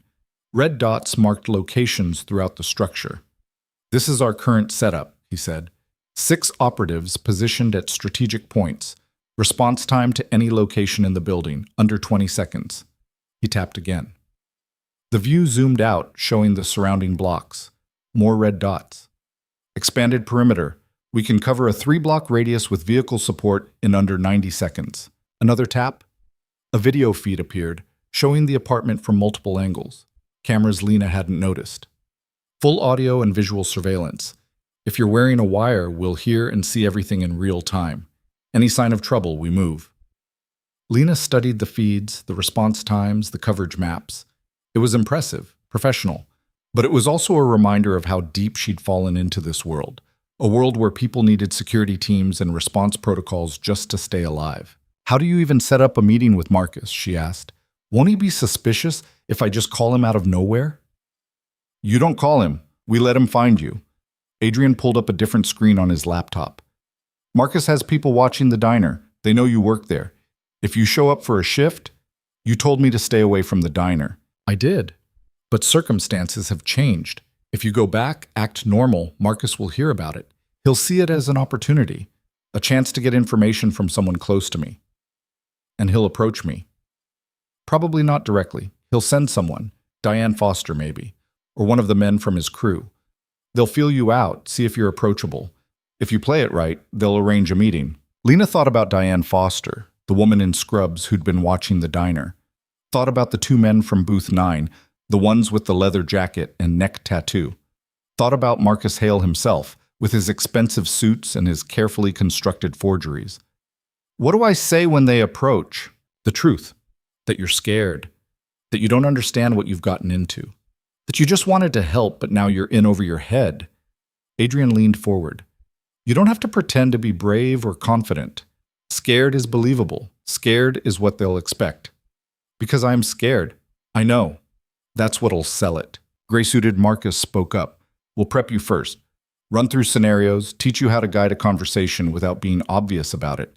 How to get Marcus talking about specifics. How to stay safe if things start to turn." Lena looked at all of them. Adrian with his steady intensity, gray-suited Marcus with his professional calm, Vincent with his security protocols. They were asking her to gamble her life on the hope that Marcus would take the bait, that he'd believe she was just a frightened waitress looking for a way out. The terrible thing was, it wasn't entirely a lie. She was frightened, she was in over her head, and part of her did want a way out. But a larger part, the part that had warned Adrian that first night, that had followed Diane Foster and Marcus Hale, that had taken surveillance photos in a dark parking garage, that part wanted to finish this. "Okay," she said, "I'll do it." Adrian exhaled, and she realized he'd been holding his breath.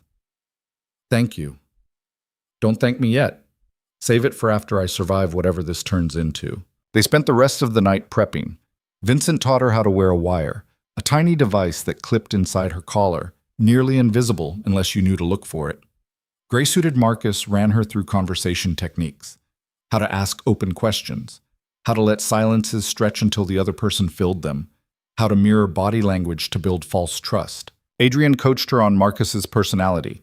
"He's arrogant, thinks he's the smartest person in any room. Use that. Let him explain things to you. Act impressed by his planning. The more superior he feels, the more he'll talk." By the time dawn broke over Newark, Lena felt simultaneously overprepared and completely unprepared. She knew the technical details, the conversation strategies, the emergency protocols, but she also knew that the moment Marcus or his people approached her, all the preparation in the world might not matter. "Get some sleep," Adrian said. You're going in tonight. Sunday night shift, back to your normal schedule. We'll have people in place before you arrive." Lena tried to sleep, but her mind wouldn't shut down. She kept running through scenarios, imagining how the approach might happen. Would it be subtle, a casual conversation that turned pointed? Or direct, someone pulling her aside with an offer she couldn't refuse? At 3 p.m., she got up, showered, put on her diner uniform. The normalcy of it felt surreal. She was about to walk back into Mel's diner, back into her old life, except nothing about it would be the same. Vincent arrived at 6 to wire her up. The device was smaller than she'd expected, no bigger than a button. He showed her how to activate it with a specific gesture, touching her collarbone twice, and how to signal distress, tugging her earlobe. "Don't use the distress signal unless you absolutely have to," he said. "The moment you do, we come in, fast and loud. That'll blow your cover and probably end any chance of getting Marcus to talk. So basically, only use it if I'm about to die." "Basically, yeah." "Great. Fantastic. Totally reassuring." Gray-suited Marcus drove her to the diner parked 2 blocks away. "We'll be close. Remember, scared is good. Confused is good. Don't try to be clever. Just be human." Lena got out of the car, straightened her uniform, and walked toward Mel's. The familiar neon sign flickered in the dusk. Through the window, she could see Ray behind the counter, Jenny taking an order from table 3. Everything exactly as it had been a week ago. Except she wasn't the same person who'd worked here a week ago. That Lena had been invisible by choice, hiding from a world that had hurt her. This Lena was walking deliberately into danger, wearing a wire, betting her life that a man who'd committed forgery and conspiracy and attempted murder would be stupid enough to confess to a frightened waitress. She pushed open the door. The familiar chime sounded. Ray looked up, his perpetual scowl deepening. "Where the hell have you been? I've been calling for 3 days. "I was sick, food poisoning." "You look fine now. Get to work. Your section's a disaster." Lena tied on her apron, grabbed the coffee pot, fell into the familiar rhythm. Refill, smile, take orders, clear plates. The muscle memory of it was almost comforting. Almost. But her senses were hyper-alert, tracking every customer, every movement, looking for the approach she knew was coming. It happened at 10:47 p.m. Diane Foster walked in, still wearing scrubs like she'd just gotten off shift. She sat at the counter, ordered coffee. When Lena brought it over, Diane looked at her with an expression that was almost sympathetic. "Tough week?" she asked. "You could say that. I heard you were sick." "Food poisoning. Happens."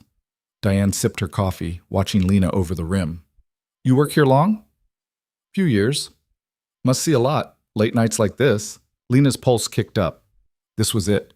The opening. "I mostly keep my head down. Don't pay attention to things that aren't my business." Smart policy, but sometimes things become your business whether you want them to or not. Diane set down her coffee. "Like when you help the wrong person." Lena froze, the coffee pot suddenly heavy in her hand. "I don't know what you're talking about." "I think you do. You warned Adrian Voss last Wednesday night, told him not to leave through the front door. That warning cost some people a lot of money. Don't bother lying. We know it was you." Diane's voice was quiet but firm. "Question is, why'd you do it? You working for him or just stupid?" Lena looked around the diner. Jenny was at the far end, taking an order. Ray was in the back, no one paying attention. She touched her collarbone twice, activating the wire. "I'm not working for anyone," she said, keeping her voice low. "I just saw something that looked wrong and I said something. That's it." "And now? Now I'm scared. People have been following me, watching my apartment. I don't know what I got myself into, but I want out." Diane studied her for a long moment. "You want out?" "Yes." "Then maybe we can help each other." Diane pulled out her phone, typed something, showed Lena the screen. "An address. Tomorrow night, 8 p.m. Come alone. Someone wants to talk to you." "Who?" "Someone who can make your problems disappear. If you're smart enough to listen." Diane stood, left a 10 on the counter. "Don't be late, and don't tell Adrian Voss. If he knows about this meeting, the deal's off, and your problems get a lot worse." She walked out before Lena could respond. Lena stood there, the coffee pot still in her hand, trying to calm her racing heart. She'd done it, made contact, set up the meeting. Now came the hard part, staying alive long enough to use it. The rest of Lena's shift passed in a blur of forced normalcy. She poured coffee, cleared tables, smiled at customers, all while her mind raced through what had just happened. Diane Foster had made contact. The meeting was set. Tomorrow night, 8 p.m., some address she'd barely had time to memorize before Diane's phone screen went dark. When her shift ended at 2 a.m., she found gray-suited Marcus waiting in the parking lot. He didn't say anything, just gestured for her to get in the car. They drove in silence for 3 blocks before he finally spoke. We got everything. Audio was crystal clear. And? And Adrian's analyzing it now. The address Diane gave you, it's a legitimate office building, 4th floor, suite used by one of Marcus Hale's shell corporations. Public enough to seem safe, private enough for a serious conversation. Or an execution. Gray-suited Marcus glanced at her. You don't have to go through with this. We got Diane on recording, making contact, setting up a meeting. That's something. It's not enough, though, is it? You need Marcus himself, on tape, admitting to the forgeries. Preferably, yes. Lena leaned her head against the cold window. Then I'm going. Because if we don't finish this now, Marcus will just regroup, find another way, and next time, I won't see it coming. They drove back to the safe apartment. Adrian was there with Vincent and the silver-haired man from before. Someone had called him David, though Lena suspected that wasn't his real name. They had the recording playing on a laptop, Diane's voice tinny through the speakers. Someone who can make your problems disappear, if you're smart enough to listen. Adrian paused the playback. She's positioning this as an opportunity for you, not a threat, at least not overtly. That's actually good. How is that good? Because it means Marcus wants to turn you, not kill you. Dead, you're just a loose end. Turned, you're an asset. Someone feeding him information about my movements, my plans. Adrian looked at her. He's going to offer you money, protection, maybe even a way out of Newark entirely. He's going to make it sound easy. And I'm supposed to act like I'm considering it. More than considering, you need to act like you want to take it, like you're tired of being caught in the middle, tired of being scared.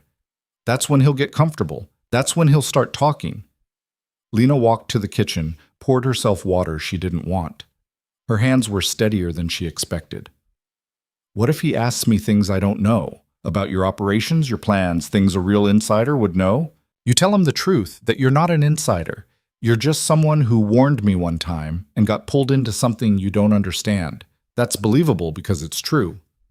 Adrian followed her into the kitchen. Marcus will test you, try to catch you in inconsistencies. Don't try to outsmart him. Just be honest about what you know and what you don't. Honest with a man who's planning to kill you. Selectively honest. There's an art to it. David spoke up from the living room. We'll prep you tomorrow. Run scenarios, practice deflecting questions without seeming evasive. Marcus is good at reading people, but he's also arrogant. He'll want to believe he can manipulate you because it serves his purposes. Lena drank her water, set down the glass. I need to sleep, or try to. What time tomorrow? Noon, Adrian said.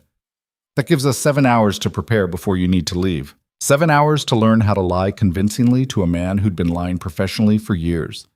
7 hours to prepare for a meeting that could end with her dead in some office suite, while Marcus's people made it look like a random crime. She went to the bedroom, lay down fully clothed, and stared at the ceiling. Sleep seemed unlikely. But exhaustion was a powerful thing, and sometime around 4 a.m. she drifted off into something that wasn't quite rest but wasn't quite wakefulness either. She woke to Adrian shaking her shoulder gently. It's 11. You should eat something before we start. The apartment smelled like coffee and toast. Vincent had apparently made a breakfast run. Bagels, cream cheese, fruit that actually looked fresh. Lena forced herself to eat, though her stomach was tight with anxiety. By noon, they'd converted the living room into a makeshift training center. David sat in a chair, playing the role of Marcus Hale. Adrian fed him questions and scenarios.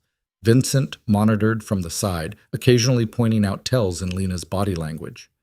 Again, David said for the 3rd time. Why did you warn Adrian that night? I already told you. I saw the men outside, saw the pattern. I just reacted. But why? What's Adrian Voss to you? Nothing. He's just a customer. A customer you risked your life for.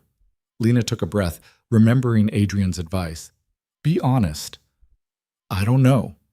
Maybe I'm tired of watching bad things happen and doing nothing. Maybe I just wanted to feel like I mattered for once.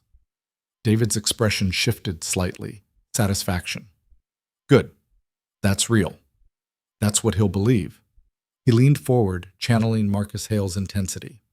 So if you wanted to matter, why are you here? Why not stay loyal to the man you saved? Because mattering doesn't pay my rent. Because Adrian pulled me into something dangerous and I don't see a way out. Because I'm scared and I don't want to die for someone else's war. Better, Adrian said from the side. but softer on the last part. You're not angry at me, you're just overwhelmed. They ran through it again and again. Different questions, different angles. What did Adrian tell you about his business?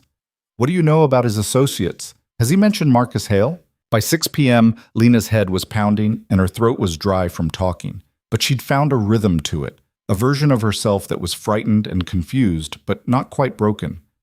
Someone Marcus might believe he could use. You're ready, David said finally. Remember, the goal isn't to convince him you're an ally. It's to convince him you're gettable. That with the right pressure, the right incentives, you'll give him what he wants. Vincent fitted her with a new wire. This one, even smaller, embedded in a button on her shirt. Audio only this time. Video would be too risky if they search you, but the quality is good. We'll hear everything. And if they do search me, find the wire? Then you signal distress immediately. Tug your earlobe twice. We'll be inside in under 30 seconds. 30 seconds is a long time when someone's pointing a gun at you. It is, Vincent agreed, but it's the best we can do without compromising the operation. At 7:30, gray-suited Marcus drove her to within 2 blocks of the address Diane had given her. The building was a standard office complex, the kind that housed insurance agencies and small consulting firms. Nothing overtly threatening about it. 4th floor, suite 412, gray-suited Marcus said. We'll have people in the lobby and on the 3rd floor. Stairwells are covered. You'll be safe. You keep saying that, but I'm the one walking in there. I know. He handed her a phone, not the encrypted one, just a regular cell. If you need to call out for any reason, this will work. And Lena, trust your instincts. If something feels wrong, get out. The recording isn't worth your life. She pocketed the phone and got out of the car. The evening air was cold, carrying the smell of rain that hadn't fallen yet. She walked to the building, pushed through the glass doors into a lobby that was trying hard to look upscale and not quite succeeding. The elevator was slow. She watched the numbers climb, 2, 3, 4. The doors opened onto a hallway with cheap carpet and fluorescent lighting. Suite 412 was at the end. Lena's hand was steady as she knocked. She'd gone past fear into something colder, more focused. Whatever happened in the next hour would happen. All she could do was play her role and hope Adrian's security team was as good as they claimed. The door opened. Diane Foster stood there, no longer in scrubs. She wore business casual now, slacks and a blouse that made her look like any other office worker. You came. You said 8. It's 8. Come in. The suite was bland, a reception area with a desk nobody used, a conference room visible through a glass partition. Marcus Hale sat at the conference table, alone. He stood when Lena entered, extending his hand like they were meeting for a perfectly normal business discussion. Lena, thank you for coming. I'm Marcus. She shook his hand. His grip was firm, but not aggressive. Up close, she could see he was older than she'd thought.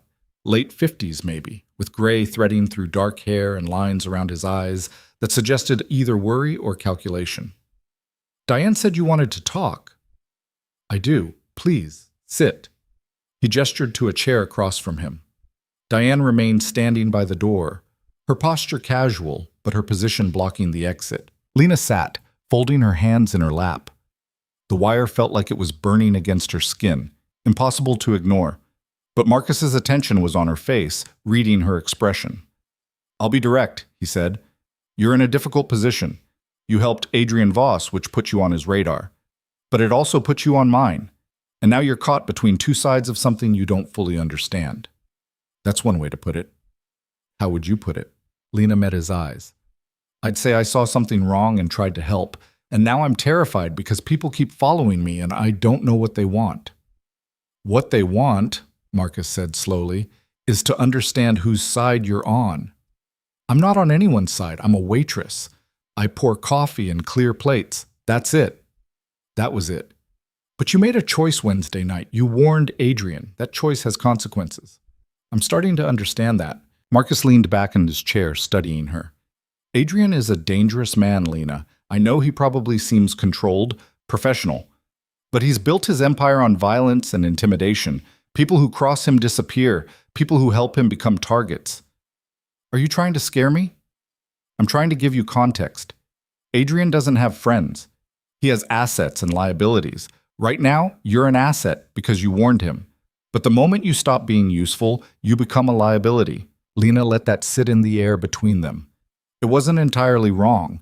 She had wondered late at night in the safe apartment whether Adrian saw her as a person or just a tool, whether his gratitude was genuine or calculated. "So what are you offering?" she asked. "You didn't bring me here just to warn me about Adrian." No, I didn't. Marcus pulled a folder from his briefcase, slid it across the table. "I'm offering you a way out, a fresh start. There's a job in Philadelphia, administrative work for a company I have connections with. Good salary, benefits, nothing illegal. You'd leave Newark, leave this whole situation behind." Lena opened the folder. Inside was a job description, a salary figure that was 3 times what she made at the diner, a letter of recommendation signed by someone she'd never heard of. It looked legitimate, professional. "Why would you do this for me?" "Because I need to know what Adrian is planning, and you're positioned to find out." There it was. The real offer. The job was bait. The fresh start was leverage, but what Marcus actually wanted was information. "You want me to spy on him?" I want you to pay attention, the same way you paid attention Wednesday night when you noticed the pattern. Adrian trusts you now, at least partially. He's pulled you into his circle. All I need is for you to remember what you see and hear. That's all.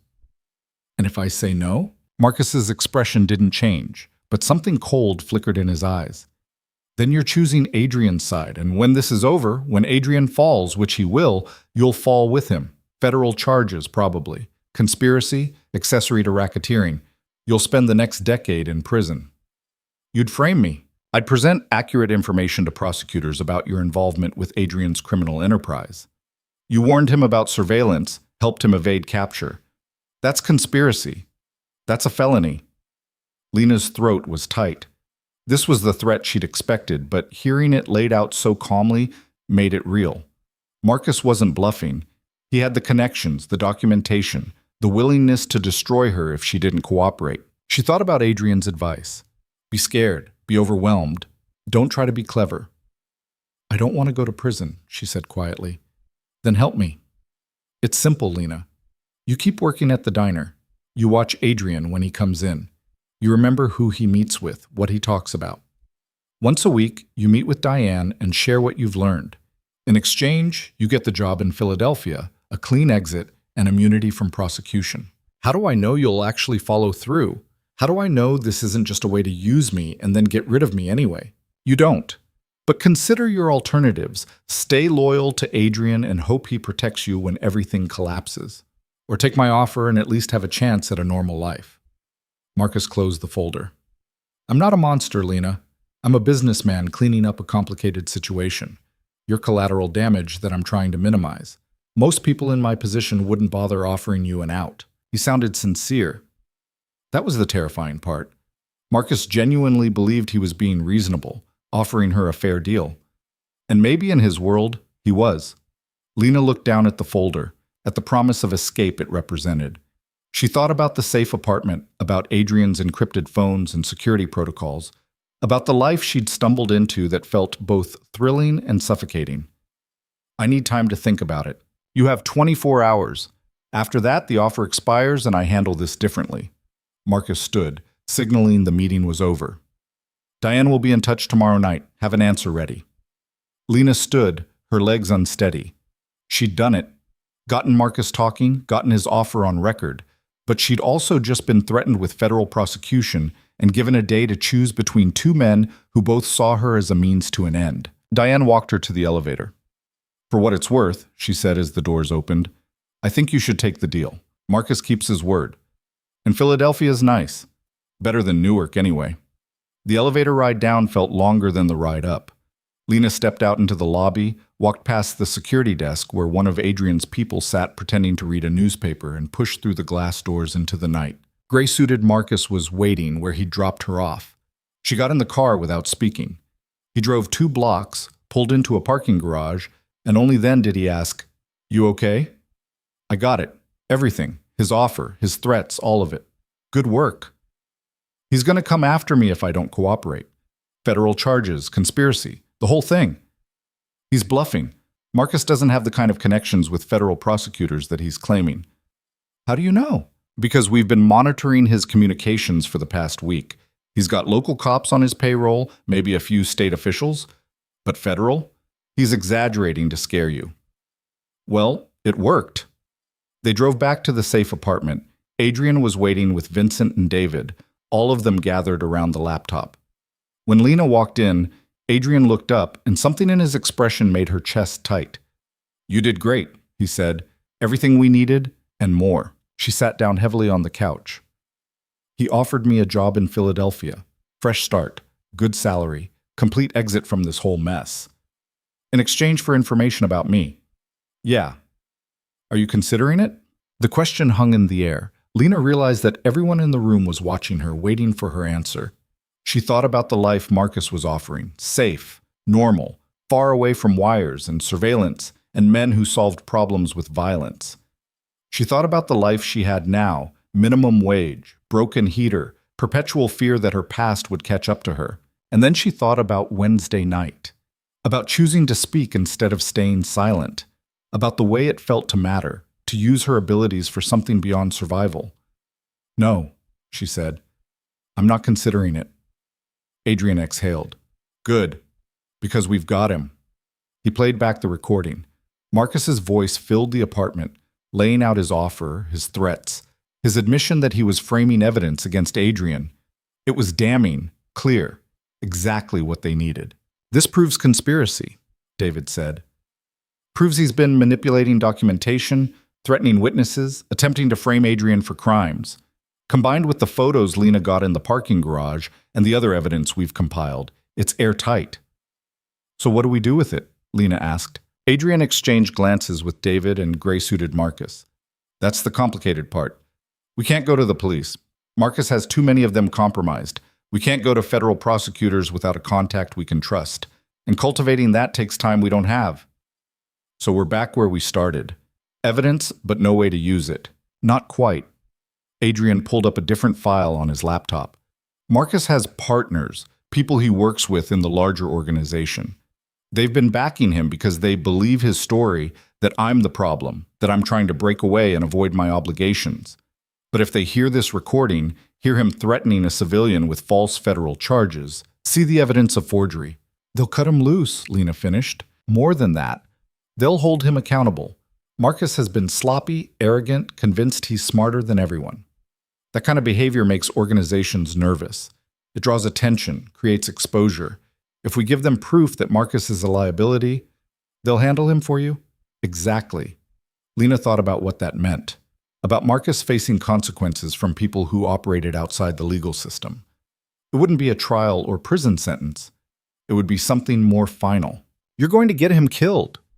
"I'm going to give accurate information to people who need to make their own decisions about risk management." Adrian's voice was careful. "What they do with that information is their choice." "That's a nice way of saying you're setting him up for execution." "Marcus tried to kill me, forged documents to steal my assets, threatened you with false charges. He made choices that have consequences. I'm just making sure those consequences happen." There was a logic to it, a cold calculation that made sense in Adrian's world. But Lena couldn't quite reconcile it with the version of justice she'd grown up believing in. The idea that you presented evidence and let courts decide. That punishment came through legal channels, not private vengeance. "You don't have to be part of this next step," Adrian said, reading her expression. "You've done enough. More than enough. We have what we need. You can walk away now." "To where?" "Marcus gave me 24 hours to make a decision. When I don't show up tomorrow night with an answer, Diane's going to know something's wrong. We'll handle Diane and Marcus. You'll be safe." "How can you promise that?" "Marcus has resources, connections. Even if his partners turn on him, what's to stop him from coming after me anyway? Out of spite or revenge or just to tie up loose ends?" Vincent spoke up. "Because in 24 hours, Marcus Hale is going to have much bigger problems than one waitress who can't identify him. We're not just sending the recordings to his partners. We're sending them to everyone he's tried to screw over in the past year, every deal he's manipulated, every person he's threatened, every organization he's stolen from. By tomorrow night, Marcus won't have time to think about you because he'll be too busy running." Lena looked at all of them. Adrian with his quiet intensity, gray-suited Marcus with his professional calm, Vincent with his security expertise, David with his silver hair and knowing eyes. They'd built a trap for Marcus Hale, and she'd been the bait that made it work. When do you send it? She asked. Tomorrow morning, 8 a.m. By the time Marcus realizes what's happening, the information will already be everywhere. No taking it back, no spin control, no way to explain it away. And me? What do I do? You go back to work, Adrian said. Tomorrow night, regular shift. Act normal. If Diane or anyone else approaches you, tell them you need more time to decide. By the time they realize you're not cooperating, it won't matter. Because Marcus will be dead. Because Marcus will be neutralized. However his partners choose to handle that is their decision. Lena stood, walked to the window. Below, Newark spread out in familiar patterns.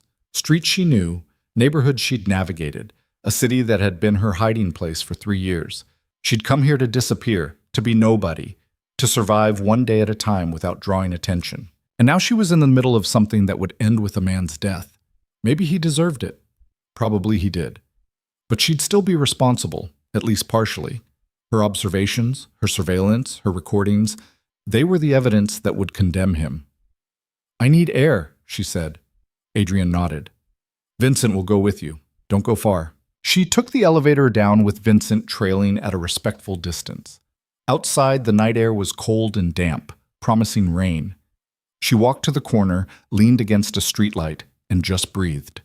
Vincent stood a few feet away, giving her space but staying close enough to intervene if needed. After a few minutes, he spoke. It doesn't get easier. Making these kinds of choices, being part of things that end badly for someone. You sound like you're speaking from experience. 15 years in this world. Seen a lot of people try to be both good and effective. Doesn't usually work. You end up choosing which matters more. And which did you choose? Effective, because good intentions don't keep you alive. He looked at her. But you're different. You're not built for this kind of work. You're doing it because circumstances forced you into it. That's not the same thing. I don't feel different. I feel like I'm making the same calculations Adrian makes. Same cold logic about who deserves what. Maybe. But you're still bothered by it. That counts for something. Lena wasn't sure what it counted for. Wouldn't bring Marcus back from whatever fate awaited him. Wouldn't change the fact that she'd helped orchestrate it.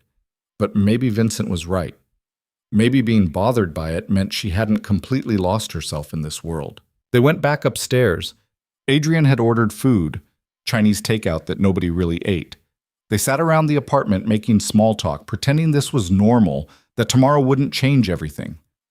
At 11 p.m., Lena's regular phone rang. Unknown number. She looked at Adrian, who nodded. She answered. Hello? Lena, it's Diane. Her voice was tense. We need to talk, tonight. I thought I had 24 hours. Plans changed. Marcus wants an answer now. Where are you? Lena's pulse kicked up. This wasn't part of the plan. Marcus wasn't supposed to push until tomorrow, wasn't supposed to know anything was wrong. I'm at home. Why the rush?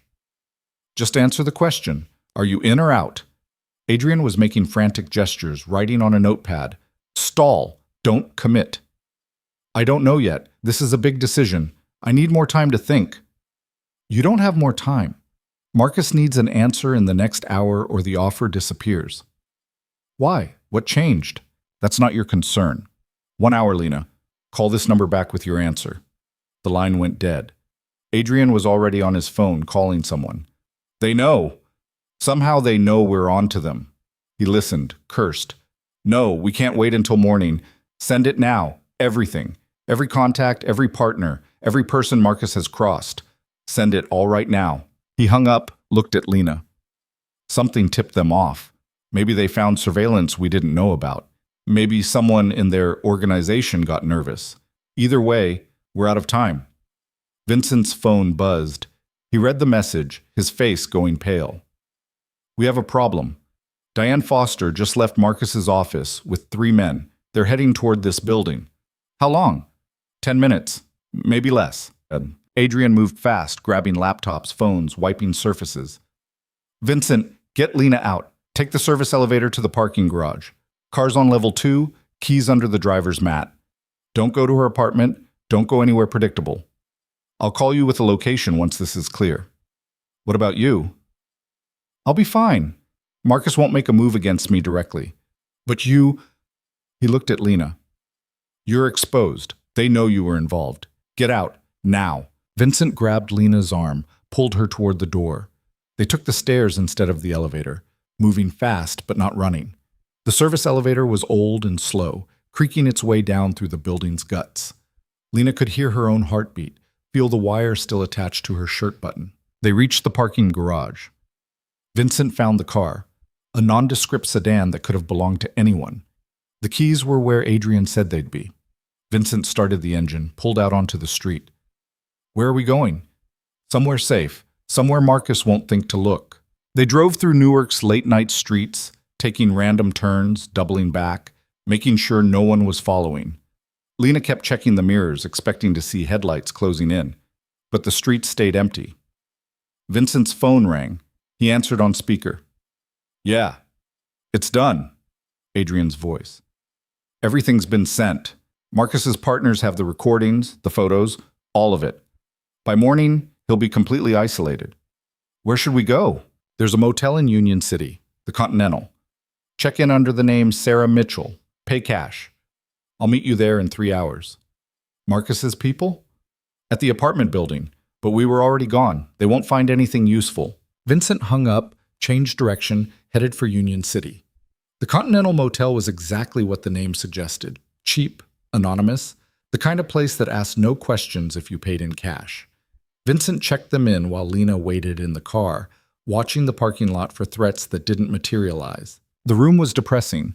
Water-stained ceiling, furniture that had been old in the 90s, a smell that suggested too many people had lived here temporarily. But it was warm and the door had a deadbolt. Vincent positioned himself by the window, keeping watch. Get some rest if you can. It's going to be a long night. Lena sat on the bed, her mind too wired to even consider sleep. She kept replaying the phone call from Diane, the panic in Adrian's voice, the rush to escape. Something had gone wrong. They'd had a plan, a timeline, and now it was all falling apart. At 2 a.m., there was a knock on the door.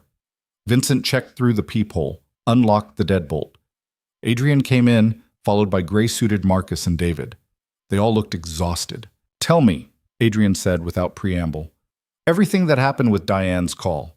Every word you can remember. Lena recounted it. The demand for an immediate answer, the 1-hour deadline, the tension in Diane's voice. She knew something was wrong. I could hear it. She was scared. She should be, David said. We intercepted communications between Marcus and his partners after we sent the files. They're not happy. Multiple organizations demanding explanations, wanting to know why Marcus has been operating so recklessly. So the plan worked. Better than expected.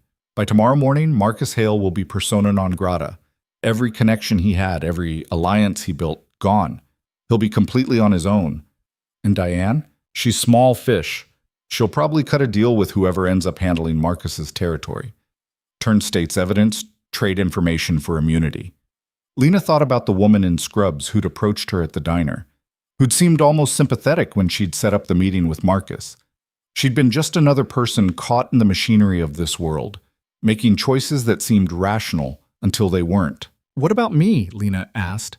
Marcus knows I was involved. Even if he's finished, he could still come after me. He could, Adrian agreed, but he won't.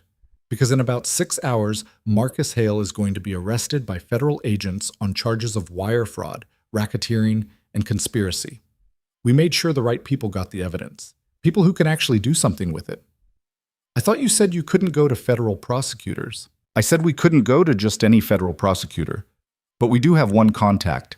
Someone who's been building a case against organized crime in Newark for 3 years. Someone who's been waiting for exactly this kind of evidence. Adrian pulled out his phone, showed her a message. Package received. Moving forward. Marcus will be in custody by noon. He'll have much bigger problems than revenge. Lena let that sink in. Marcus arrested. Evidence provided by the same people he'd been trying to destroy. There was a symmetry to it, a kind of justice that didn't quite fit the legal definition, but felt right anyway. And after that? After Marcus is in custody and his organization collapses? After that, you decide what you want. Keep working at the diner if you want, or take the job in Philadelphia. We can make that happen legitimately, no strings attached, or something else entirely. You've earned the right to choose. The room was quiet except for the hum of the heating unit that didn't quite work.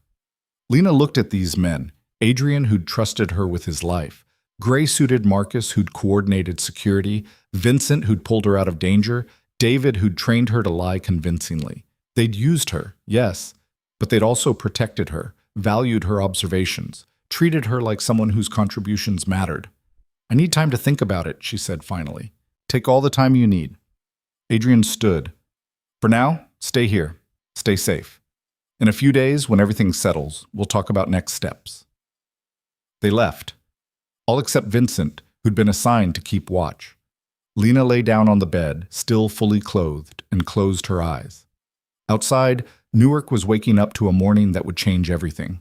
Marcus Hale's empire crumbling, federal agents preparing arrest warrants, networks reorganizing around the sudden vacuum of power, and somewhere in all of it, a waitress who'd chosen to speak instead of staying silent. She didn't know what tomorrow would bring. Didn't know if she'd go back to the diner or take the Philadelphia job or find some third option she hadn't considered. But for the first time in years, the uncertainty didn't feel like drowning.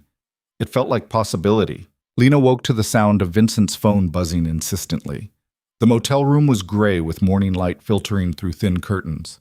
She'd fallen asleep sometime after 4, a fitful rest filled with fractured dreams of parking garages and wire recordings and Marcus Hale's cold eyes. Vincent answered the call, listened, his expression unreadable. "Understood. We'll stay put." He hung up, looked at Lena. "It's done. Federal agents picked up Marcus at his house 20 minutes ago. No resistance, no drama. He's in custody." Lena sat up, her body aching from the cheap mattress and accumulated tension. Just like that? Just like that. They had everything. The recordings, the forged documents, witness statements from people Marcus screwed over. He knew fighting would just make it worse. What about Diane? The others? Diane's already cooperating, cut a deal within an hour of Marcus's arrest. The 2 men from Booth 9 turned themselves in this morning. Everyone's racing to be the first to talk, to get the best deal. Vincent moved to the window, peered through the curtain. "It's over, Lena. You're safe." The word should have brought relief. Instead, Lena felt oddly hollow. She'd spent the past week living on adrenaline and fear, every moment charged with the possibility of violence. Now that it was finished, she didn't know what to do with the sudden absence of danger. "Can I go home?" "Give it a few more hours. Let everything settle. Adrian wants to meet with you this afternoon. After that, you can go wherever you want." Lena showered in the motel's cramped bathroom, the water pressure weak but hot enough to ease some of the tension from her shoulders. She stared at herself in the foggy mirror. Same face she'd seen every day for years, but something had changed behind the eyes. She looked harder, more alert, like someone who'd seen too much to ever go back to comfortable ignorance. Adrian called at noon. "There's a diner on Route 1 just outside Union City. Frank's place. Meet me there at 2. Come alone. Vincent's done his job. You don't need a babysitter anymore." The diner was generic. Could have been Mel's, could have been any of 1,000 places that served coffee and eggs to people passing through. Lena arrived 10 minutes early, took a booth by the window, ordered coffee she didn't want. Adrian showed up exactly at 2, alone like he'd promised. He slid into the booth across from her, looking tired but somehow lighter, like he'd been carrying weight that finally lifted. "Marcus is talking," he said without preamble. "Gave up names, accounts, everything. The federal prosecutor thinks they'll have indictments against 15 people by the end of the week." "Is that good?" "It's necessary. Marcus's operation ran deep, a lot of corruption, a lot of people on payrolls who shouldn't have been. Cleaning it out makes everyone safer." He paused. "Including you." The waitress came over, older woman, tired smile, the universal uniform of people who'd spent too many years on their feet. She refilled Lena's coffee, took Adrian's order for tea he probably wouldn't drink. "I've been thinking about your offer," Lena said when they were alone again. "The job in Philadelphia." "And?" "I don't want it. No offense, but I didn't do this for a reward. I did it because—" She stopped, trying to articulate something she barely understood herself. "Because I'm tired of watching bad things happen and pretending I don't see them. Because for once, I wanted to be part of fixing something instead of just surviving it." Adrian studied her for a long moment. "You know what you are, Lena? You're someone who notices patterns other people miss, who sees connections that aren't obvious. That's rare, valuable. You've said that before. I know, but I don't think you believe it yet. He leaned forward slightly. I have a proposal, not a job exactly, more like a consulting arrangement. When I need someone to observe, to document, to see what's really happening underneath the surface, I call you. You do the work, I pay you well. But you're not on my payroll, you're not part of my organization. You stay independent. Why would you want that?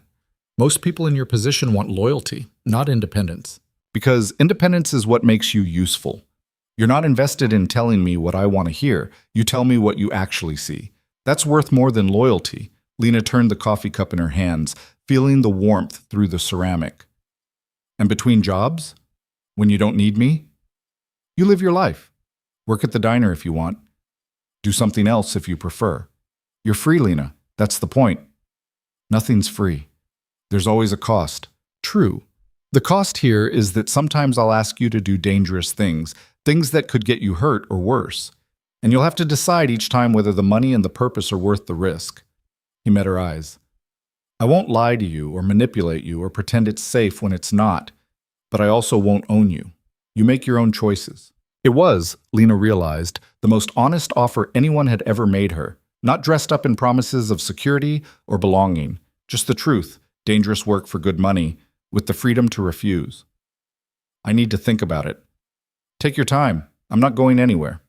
Adrian stood, left 2 20s on the table for coffee that cost $3. One more thing. The wire you wore to meet Marcus. The recording that put him away? What about it? Federal prosecutors want you to testify, not at trial. Marcus is pleading out, trying to reduce his sentence. But in a deposition, on record, about what he said to you, what he threatened. Lena's stomach clenched. I have to relive all of it in front of lawyers and stenographers? You don't have to do anything, but it would help. Make sure the case against him is airtight. Make sure he actually serves time instead of cutting some sweetheart deal. When? Next week. Thursday. I can have someone go with you if you want. Or you can go alone. Your choice. Everything was her choice now. The weight of that was both liberating and terrifying. Adrian left. Lena sat in the booth, drinking coffee that had gone lukewarm, watching traffic pass on Route 1. People going places, living lives, oblivious to the small war that had just concluded in their city. She thought about Marcus in federal custody, probably in an interrogation room right now, trading information for reduced sentences. Thought about Diane and the men from Booth 9, all scrambling to save themselves. Thought about the recordings and documents and surveillance photos that had brought an entire operation crashing down. And she thought about her own role in it, the observations that started everything, the choices that kept it moving, the risk she'd taken wearing a wire into a room with a man who could have killed her. She could walk away from all of it, go back to the diner, pour coffee, be invisible again. It would be safer, simpler, but she'd never be able to unsee what she now knew. That beneath the surface of ordinary life, there were patterns of power and corruption and violence, and that sometimes one person noticing those patterns could change everything. The next few days passed in a strange limbo. Lena returned to her apartment, half expecting it to feel different, but it was exactly the same. Leaking faucet, broken heater, the crack in the ceiling that looked like a map of nowhere. She slept in her own bed for the first time in a week and found she missed the safe apartment's working heat. Ray called Tuesday morning. You coming back to work or should I hire someone else? I'm coming back. Tonight? Yeah, tonight. Walking into Mel's diner felt like stepping into a photograph of her old life. Everything was exactly where it should be. The flickering light above booth 7, the coffee maker that worked when it felt like it, Jenny complaining about her boyfriend who never texted back. But Lena moved through it differently now. She still poured coffee and cleared plates, still made herself functionally invisible. But she was watching with new intensity, cataloging details not out of habit, but out of active choice. She noticed the regular at table 4 had started wearing a wedding ring he hadn't worn before. Noticed the couple in booth 2 were having the same argument they'd had last week, using different words, but the same underlying resentment. Noticed Ray had changed suppliers for the coffee, probably because someone offered him a kickback. Small things. Meaningless things. But she saw them all, filed them away.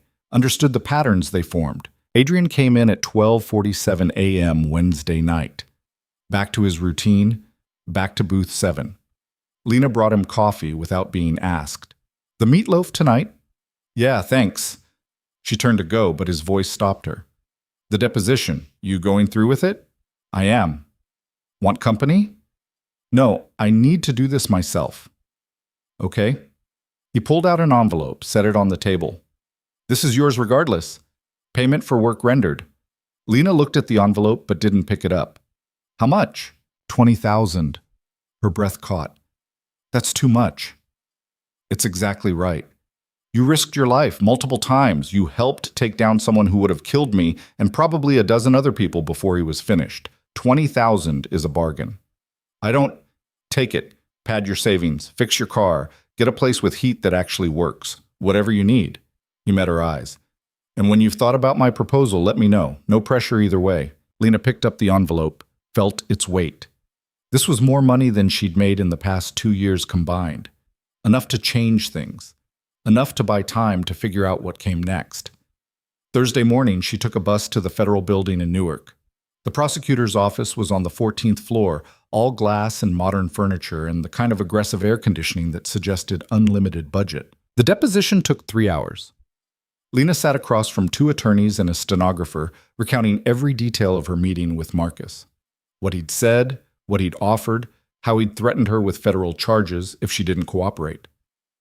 And you were wearing a recording device during this conversation? One of the attorneys asked.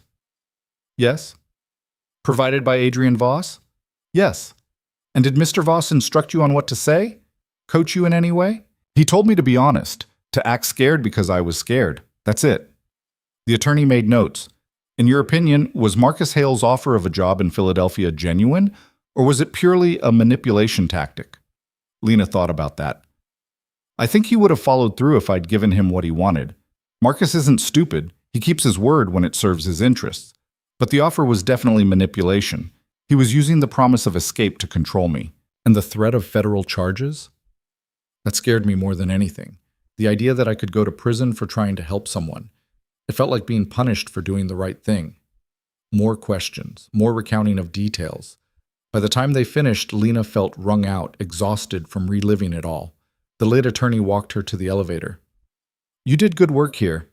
The recording you got, it's going to put Marcus away for a long time. 20 years minimum, probably more. Does that make it worth it?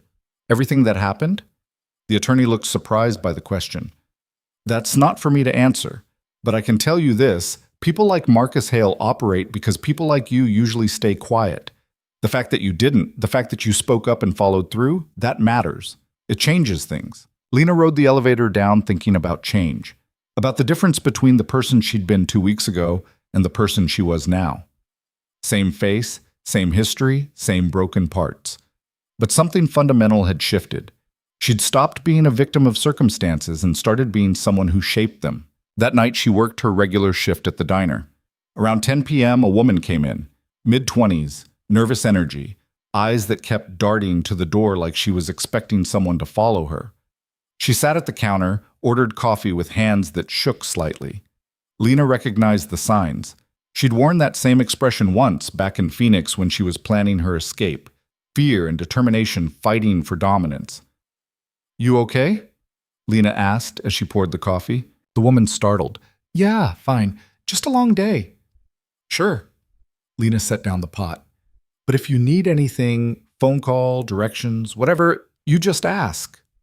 Something flickered in the woman's eyes, understanding. Thanks. I'll remember that. She stayed for an hour, nursing 2 cups of coffee and checking her phone obsessively. Then a car pulled up outside, newer sedan, woman driving, and the nervous woman visibly relaxed. She left cash on the counter, more than the coffee cost, and walked out to the waiting car. Lena watched them drive away, wondering what story had just passed through the diner. Probably nothing as dramatic as what she'd just lived through, but everyone had their own wars, their own moments of choosing between staying silent and speaking up. 2 weeks later, Lena got a text from an unknown number. Woman in the park near your apartment, acting strange. Might be nothing. Thought you should know. V. Vincent, keeping watch even though the immediate threat was over. Lena walked to the park, small strip of grass with a broken fountain and benches that had seen better decades. She spotted the woman immediately, Early 40s, business clothes, sitting on a bench and crying quietly while pretending to read a book. Lena sat down on the other end of the bench, pulled out her phone like she was checking messages. Gave the woman space, but made herself available. After 5 minutes, the woman spoke. "Do you ever feel like you know something's wrong, but you can't prove it?" Lena lowered her phone. "Yeah, I know that feeling. My husband, he's—" She stopped, shook her head. "Never mind. I shouldn't be talking to strangers about this. Sometimes strangers are easier. We don't have agendas." The woman was quiet for a moment. "He's been transferring money, large amounts, to accounts I've never heard of. When I ask about it, he says it's business, but the amounts don't make sense, and he's been angry lately, paranoid." Lena thought about Marcus Hale and his forged documents, about patterns of financial manipulation that started small and escalated. "Have you documented any of it? Screenshots, photos, anything concrete?" "No. Should I?" If you think something's wrong, evidence helps. Not to accuse anyone, just to protect yourself. Lena pulled out a business card, something Adrian had given her with just a phone number, no name. "If you need advice, someone who understands complicated financial situations. They're discreet." The woman took the card, studied it. Are you? "I'm nobody. Just someone who's learned that paying attention can save your life." She stood, walked back to her apartment, and immediately texted Adrian, "Gave your number to someone who might need help. Financial irregularities, possibly domestic situation. Don't know if it's your kind of thing." His response came quickly. "It is. Thanks for the referral." And that, Lena realized, was the answer to Adrian's proposal. She didn't need to be on his payroll or part of his organization. She just needed to keep doing what she did naturally, noticing things, seeing patterns, connecting people who needed help with people who could provide it. 3 months passed. Lena settled into a new normal that looked a lot like the old normal but felt completely different. She still worked at the diner, still poured coffee and cleared plates. But now she had money in the bank, a car that started reliably, an apartment with heat that actually worked.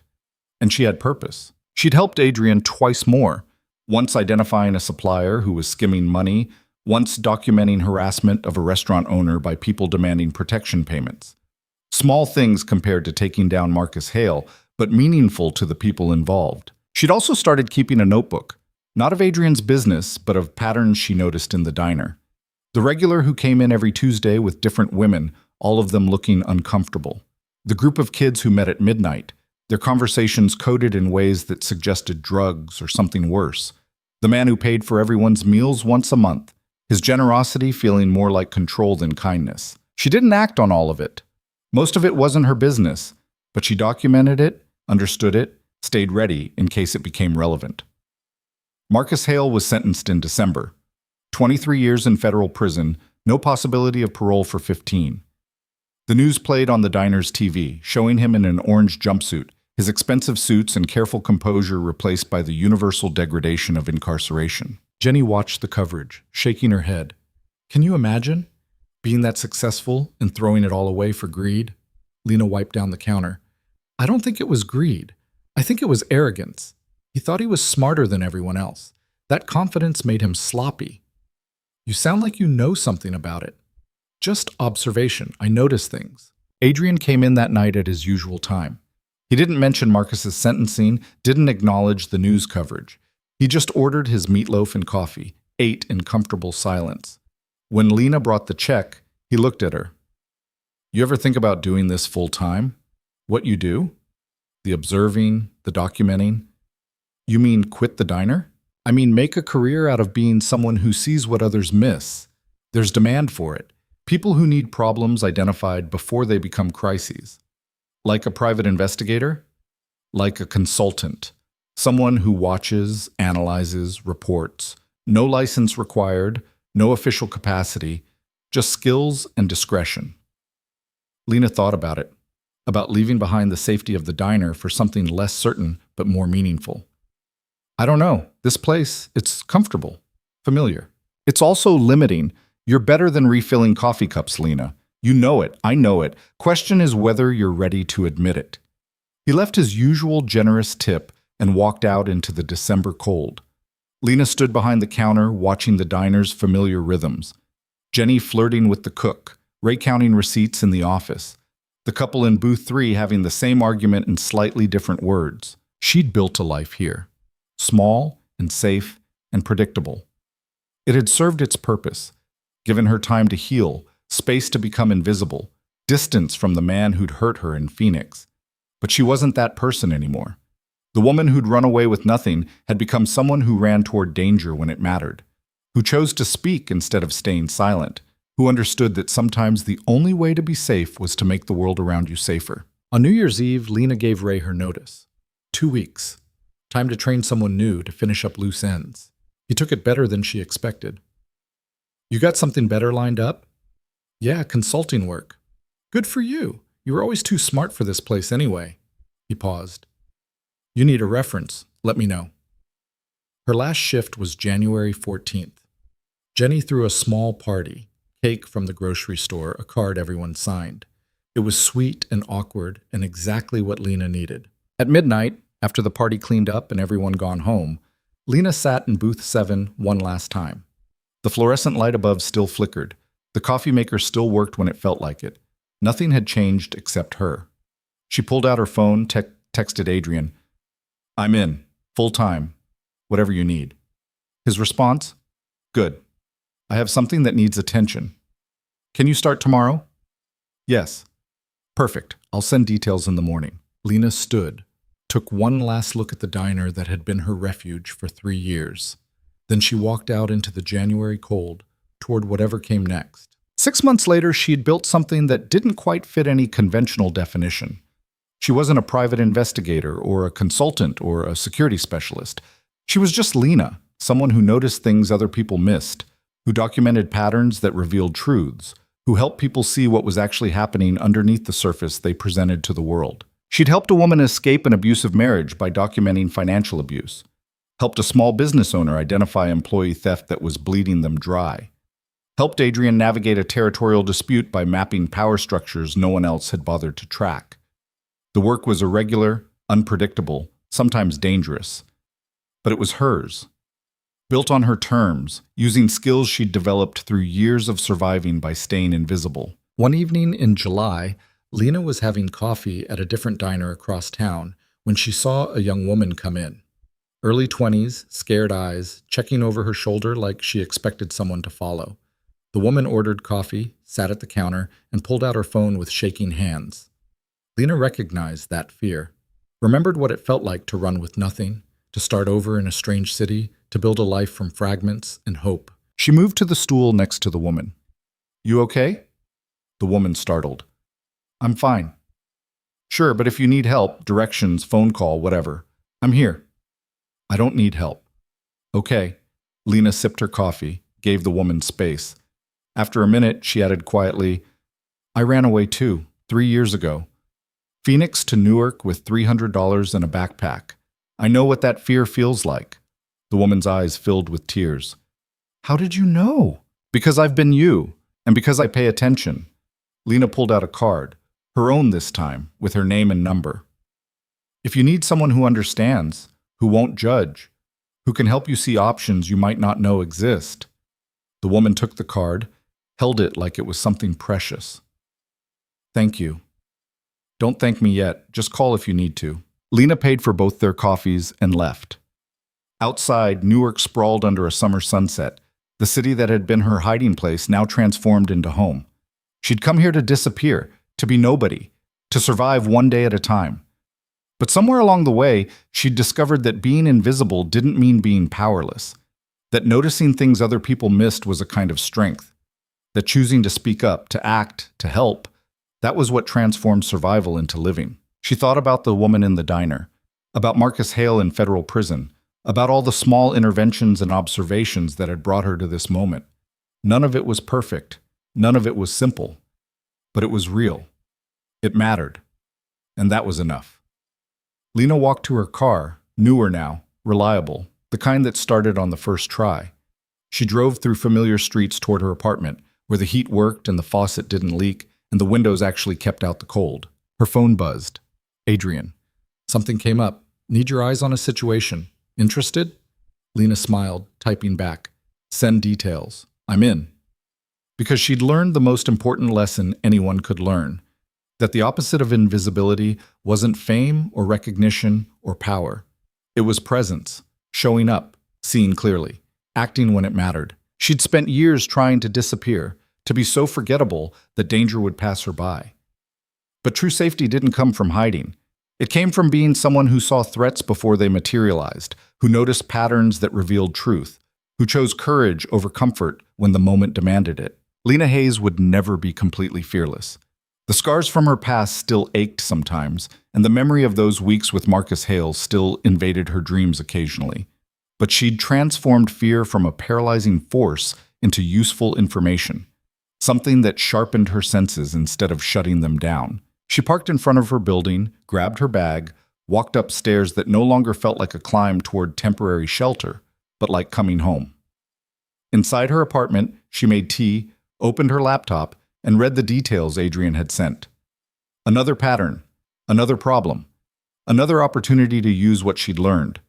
And as Newark settled into night around her, Lena began doing what she did best, watching, noticing, documenting the details that would eventually reveal the whole truth. Because that's who she was now.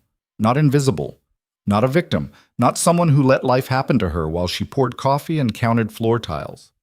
She was someone who saw, someone who understood, someone who acted. And in a world full of hidden threats and unspoken dangers, that made her exactly what she'd always wanted to be. Powerful.